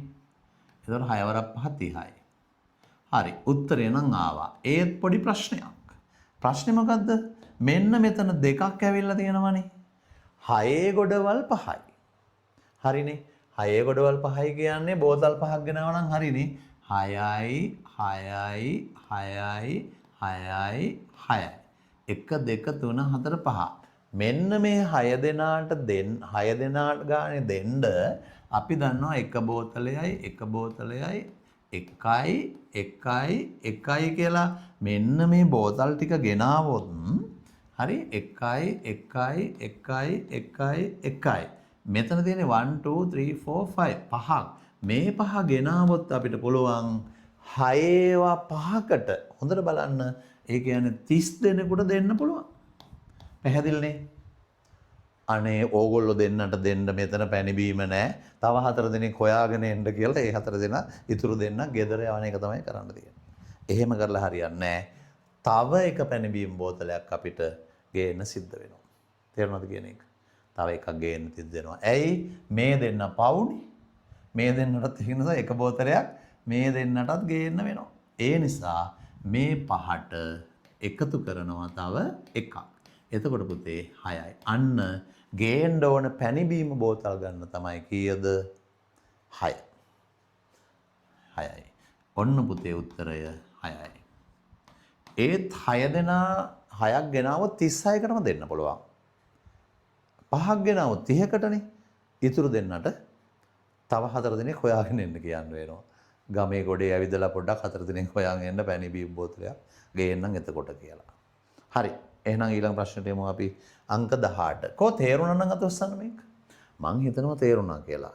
නැත්තම් අපච්චිට කියලා පැණි බීම් බෝතලයක් ගෙනල්ලා බීලා බලන්න. එතකොට හරි 6 දෙනෙක් එකතු වෙලා. ඔන්න ඊළඟ එකට එනවා. මේකේ පොඩි ගැටලුවක් තිබුණා හලෝ. මේ ගාන ආයෙත් තිබුණා. නේ? ඒක හරි නෑනේ ඉතින්. ඉතින් ඒ නිසා අපිට ඒ ගාන එපා. අපි එනවා 19ට. 19 බලන්න. ඔන්න 19. හරි. මීටර 8ක් දිග ලණුවක් සමාන කොටස් ලැබෙනසේ දෙවරක් නවා මේක හරි ප්‍රශ්නයක් මීටර 8ක් දිග ලණුවක් සමාන කොටස් ලැබෙනසේ දෙවරක් නවා නවනවලු සමාන කොටස් ලැබෙනසේ දෙවරක් හරි නවා ලණුව හරි මැදින් කපනු ලැබේ මේක පොඩි ප්‍රශ්නයක් හරිද හැමෝම හොඳට අහගන්න ඒ නිසා මෙන්න මීටර 8ක් දිග ලණුව මමත් අඳිනවා පුතාලත් අඳින්න මෙන්න හලෝ මීටර 8ක් දිග ලණුව මං අඳිනවා මෙතන ඉඳලා එහා පැත්තට 8ක් ඔයාලත් අඳින්න මීටර 8ක් දිග ලණුව ඔන්න ටිකක් දිගට ඇඳා ඔන්න 8 මම මාක් කරනවා දැන් 8 හරි මැදින් මාක් කරලා මෙතනින් මාක් කරන 4කට බෙදලා 4කට බෙදාන මැදින් 3යිනේ කපන්න ඕනේ පුතේ හරි 4යි ඔන්න දැන් 8කට මාක් කරා. හරි? අර දිග පොඩක් අඩු වැඩි වෙයි 8කට මාක් කළා. දැන් මේ මීටර් 8. අපි ලියමු මේ හරියෙන් 8 උඩින් ලියමු 8m. ඔයාලා ලියා ගන්න. ඔන්න 8m. දැන් මොකද කරනවා කියන්නේ? මීටර් 8ක් දිග ලනවා සමාන කොටස් ලැබෙනසේ දෙවරක් නවා. සමාන කොටස් ලැබෙන්න දෙවරක් නමනවලු. මම වෙන පාටකින් දාන්නම් එක වතාවක් නවලා එක වතාවක් නමුත් හරියටම 1 2 3 4 මෙතන ඉන්නේ නැවෙන්නේ මම ඔන්න පොඩ්ඩක් ඈඩ් කරලා අඳිනවා පුතාලත් අඳින්න ඔන්න පුතේ එකපාරක් මේක මම නවනවා ඔන්න නැමුවා දැන් අර 8ක් තිබුණ එක නවලා තියෙන දෙකට මම පොඩ්ඩක් ඈඩ් කරලා මෙහෙම නැමුවේයි ඔයාලට පේන්න ඔයාලත් එහෙම නමා ගන්න හරි. දැන් එක වතාවෙන් නැමුයි. දැන් දෙවරක් නැමුවොත් මොකද කරන්නේ? දෙවරක් නවනකොට මෙතන දැන් අපිට එනවනේ මෙතනනේ හරියටම 4 ආවේ. මෙන්න මෙතෙන්ට එන්න ආයෙ පාරක් නවන්න වෙනවා. නේ? ආයෙ වතාවක් නවන්න වෙනවා තව පාරක් එන්න. එතකොට කොහොමද එහෙම නැවෙන්නේ? එහෙම නැවෙන්නේ මෙහෙමයි. දැන් මෙතනින් ඉවර කරනවා. ඔන්න බලන්න. දැන් මම වෙන පාටකින් නවන්නම් ඒක. එතකොට පේනවනේ ටිකක්. අපි ගමු නිල් පාටින් නවමුකෝ. පේන්න. ඔන්න හරි. මෙතනින් නවනවා. ඔන්න මෙතනින් ඉවර වෙනවනේ. එතකොට මෙහෙම දෙකට නැමුවා. ඒ නැමුනේ මේ කෑල්ල. ඊට පස්සේ ආයි මේ කපන්නේ මෙහෙට ගිහිල්ලා ආයි මෙහෙම නැවෙනවා. දැන් බලන්න අර ලනුවම තමයි නවලා තියෙන්නේ මේ. ඔයගොල්ලොත් අඳින්නේ එහෙම. ඔන්න නැමුවා. බලන්න මෙන්න එක වතාවක් නැමුවාම එන හැටි මෙන්න දෙවෙනි වතාව නැමුවාම එන හැටි. දැන් මොනවද කරනවා කියන්නේ? මේ බලන්න දෙවරක් නවා මොකද කරන්නේ දෙවරක් නවා මැදින් කපනවා හරි මැදින්. ඒ කියන්නේ හලෝ මෙන්න මෙතනින් කපන්න. ඔන්න කැපුවා. දැන් අහන ප්‍රශ්නේ තමයි එවිට ලැබෙන ලනු කැබලි ගණන දිග අණුව. දැන් අපිට පැහැදිලි හලෝ මේ ලනු කැබලි කැපුවට පස්සේ දිග දෙකකින් ඇවිල්ලා තියෙනවා. හොඳට බලන්න. මේ මෙතන තියෙනවා හරියටම අපි මීටර් ගණන් කළොත් උඩ මෙතන බිංදුව 1 2 එහෙම නෙන්නේ 3 4 5 6 7 8 මීටර 8නේ අපි කැපුවේ. එතකොට දැන් අපිට පේනවා මීටර 2ට එනකන් නැවිලා ගානට. එහෙනම් දැන් අපිට 2ට කැපුවොත් මොකද වෙන්නේ? මීටර 1 තියෙන ඒවත් කැපිලා තියෙනවා. අපි බලමු මීටර 1 කීයක් තියෙනවද කියලා. මෙන්න මීටර 1ක් දිගට තියෙන ලනු කෑලි. මම ඒක වෙන පාටකින් පුතාලට පැහැදිලිව පෙන්නනවා කොළ පාටින්. ඔන්න බලන්න. මෙන්න මේ කෑල්ල මීටර 1යි. මෙන්න මේ කෑල්ල මීටර 1යි. ආයෙ බලන්න මීටර 1 කෑලි තියෙනවද කියලා. ආයෙ මීටර 1ක් දිග කෑලි නැහැ. මේවා අපිට පැටලෙන ගණන්. හොඳට අහගන්න. එහෙනම් පුතේ මීටර 1ක් දිග කැබලි තියෙන්නේ 2යි. ඔතෙන්ට 2 දාන්න. ඊළඟ කැබලි වල දිග බලන්න මම වෙන පාටකින් පුතාලට ඇඳලා පෙන්නන්නම් පැහැදිලිව. හරි? දම් පාටින් අඳින්න. දම් පාටින් පේන්නේ නැති වෙන්නේ. මොන රතු අඳින්නනේ රතු. ඔන්න අඳිනවා ඊළඟ පාටින් මේ බලා ගන්න. ඒ අඳින එක බලන්න කොච්චරක් දිගද කියලා. රතු පාටින් පැටලෙයිද? නිල් පාටකම ලානිල් පෙනෙයිද දන්නේ බලමු. ඔන්න මෙන්න මෙහෙම ඇවිල්ලා මෙන්න මෙතෙන්ට එන්න එකක් තියෙනවා. 1යි. හොඳට බලන්න. ඊට පස්සේ මෙහෙට ඇවිල්ලා මෙහෙට එන්න 1යි.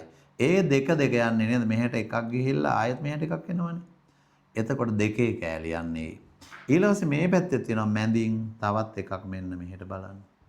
අන්න එතකොට පුතේ දෙකේ කෑලි. ඒ කියන්නේ මීටර 2ක් දිග කෑලි 1යි. මෙතන තවත් 1යි. මෙතන තවත් 1යි. එහෙනම් මීටර 1ක් දිග කෑලි එනවා 3ක්. දැක්කනේ උත්තරේ ගත්ත හැටි. කෝ තේරුණා නම් අත උස්සන්න.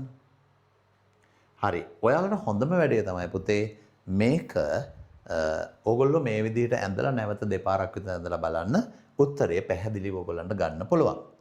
ඒ කියන්නේ සම්පූර්ණ එක 8 ඇඳ ගන්න. ඊට පස්සේ දෙකට නවපු එක මම පෙනෙන්න ඈත් කරලා පොඩ්ඩක් නවලා තියෙන්නේ. 4ට නැමෝ 4 ළඟ ඉන්නේ නැවෙන්නේ. ඊට පස්සේ ආය නැවෙන්නේ 2 ළඟින් ගැලින්ම මේ. ඊට පස්සේ ආය මැදින් කපනකොට එන්නේ 1 කැපෙන්නේ. එතකොට ඒ විදිහට මේක හිතලා ගත්තාම ගන්න පුළුවන්. නැත්නම් අනිවාර්යයෙන්ම පටල ගන්නවමයි. අපි එනවා අංක 20ට. මෙන්න 20. බලමු දැන් අංක 20 කොහොමද හදන්නේ? හරි. ඔන්න බලන්න අංක 20 අපි ඉන්නේ.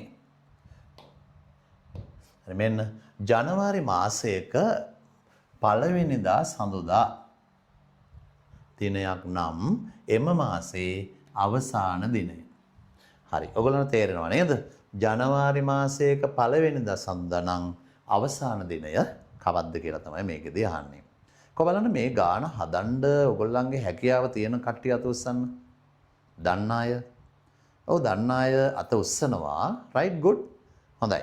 එහෙනම් අපි බලමු කොහොමද හදන්නේ කියලා පුතාලා දන්න දැනුමත් ඇති. නමුත් දැන් අලුත් දැනුම එකතු වෙන ඒවත් අරගෙන හරියටම ඉගෙන ගන්න. පුතේ අපි මේකට දානවා ජනවාරි මාසයක සාමාන්‍යයෙන් තියෙන දින ගණන ඕගොල්ලෝ දන්නවා. කීයද? ජනවාරි මාසෙට දින 31යි නේ. හරි. good. එහෙනම් මෙතන ජයන්න ලියලා 31 දාන්න ඕක අමතක වුණොත් ඔක්කොම ඉවරයි. ඒකයි. ඔන්න 31 හරි. ජනවාරි මාසෙට 31යි. පළවෙනිද සඳලු. හරි? අපි ඒ නිසා මෙහෙම කරමු පුතේ. මෙතන දාමු සයන්න. ඔන්න සඳුදා. අපි අවශ්‍ය නම් ඊතුරු දවස් ටික ටක් ගාලා දාගමු සඳුදා, අඟහරුවාදා, බදාදා, බ්‍රහස්පතින්දා, සිකුරාදා, සෙනසුරාදා, ඉරිදා. ඔය ටික දාන්න. එතනින් නවත්තන්න. ඊට පස්සේ අපි පහලට දැන් දවස් ගාන දාගෙන එන්න යන්නේ. හොඳින් බලන්න. ඔන්න මම දවස් ටික දානවා. ජනවාරි 1 සඳ කියනවනේ. ඒ නිසා මෙතනින් 1 ලියන්න. ඔන්න 1. ලියන්න. ඊට පස්සේ ජනවාරි 1 සඳුදා නම් පුතේ නැවත සඳ දවසක් එන්නේ. ඔයාලා දන්නවා දවස් 7කට පස්සේ. ඒ කියන්නේ 7ට දවස් 7ක් එකතු වුනහම 8යි. එහෙනම් 8 සඳුදා දාන්න 8. 8ට තව දවස් 7ක් එකතු වුණාට පස්සේ ඕගොල්ලෝ දන්නවා ඊළඟ සඳුදා දවස් එනවා 8යි 7යි 15යි. දාන්න පුතේ 15. 15ට තව දවස් 7ක් එකතු වුණාම 22යි. ඊළඟ සඳුදා එන්නේ 22 වෙනිදා. එහෙනම් 22 දාන්න. ඔන්න දැම්මා. 22ට පස්සේ තවත් 7ක් ගියාම සඳුදා එනවා 29යි. දාන්න පුතේ 29. ඔන්න අපි දාගෙන තියෙනවා සඳුදා දවස් එන්නේ ඒ මොන දිනවලටද කියලා. දැන් කෝ බලන්න මේක පැහැදිලි වුණ දරුවාට උස්සමු. මේක පැහැදිලි. දැන් අපිගෙන් අහන ප්‍රශ්නේ බලන්න. එම මාසයේ අවසාන දිනය කවදද කියලා. අවසාන කියන්නේ 31 නේද පුතේ? දැන් අපි දන්නවා මේ වෙනකොට 29 වෙනිදා සඳ කියලා. එහෙනම් 29 සඳුදා නම් බලන්න දෙයක් නැහැ. මෙන්න මෙතෙන්ට එන 30 දාන්න 30 ඇවිල්ලා අඟහරුවාදා. පැහැදිලිද? එහෙමනම් ඊළඟට එන්නේ 31නේ. බලන්න 31. ඒ 31 අනිවාර්යයෙන්ම කවද්ද? බදාදා. නේ? හරිම සරලයි. එහෙනම් අපිගෙන් අහන්නේ අවසාන දිනය කවද්ද කියලා. අවසාන දිනය 31නේ. 31 එන්නේ පිළිතුර ඔයගොල්ලෝ දන්නවා දැන් බදාදා. ඔන්න අපි පිළිතුර ගත්ත ක්‍රමය. හරි. එතකොට අද දවසේ අංක 3 ප්‍රශ්න පත්‍රයේ ප්‍රශ්න ටික මෙන්න මේ විදිහට අවසන් වෙනවා. එතකොට පුතාලට දැනට අපි 3 වෙනි ප්‍රශ්න පත්‍රය අවසන් කරලා තියෙනවා. අපි 4 වෙනි ප්‍රශ්න පත්‍රයෙන් ඕගොල්ලන්ගේ ගෙදරට ඊළඟ සතියේ අඟහරුවාදට එනවා. එහෙනම් ඉගෙනගත්ත දේවල් නැවත නැවත බලලා ගොඩක් හොඳට අවබෝධයෙන් ඉන්න පුතාලට එන ළඟ එන ශිෂ්‍යත්වයේ භාගයේ ජය ප්‍රාර්ථනා කරනවා. ඒත් එක්කම 3 වෙනි ශ්‍රේණිය 4 වෙනි ශ්‍රේණියේ ඉන්න අපේ පුංචි දරුවන්ට මේ අයියලා අක්කලා ශිෂ්‍යත්වයේ භාගයට ගියාට පස්සේ මීටත් වඩා ඊටාම සරල ගැටලුත් එක්ක සතියෙන් සතියට අපි හම්බෙලා ඕගොල්ලෝ ශිෂ්‍යත්වයේ භාගයෙන් සමත් කරන්න ඕන හයිය අපි ලබා ගන්නවා. එහෙනම් ගිහිල්ලා එන්න. ආයුබෝවන්.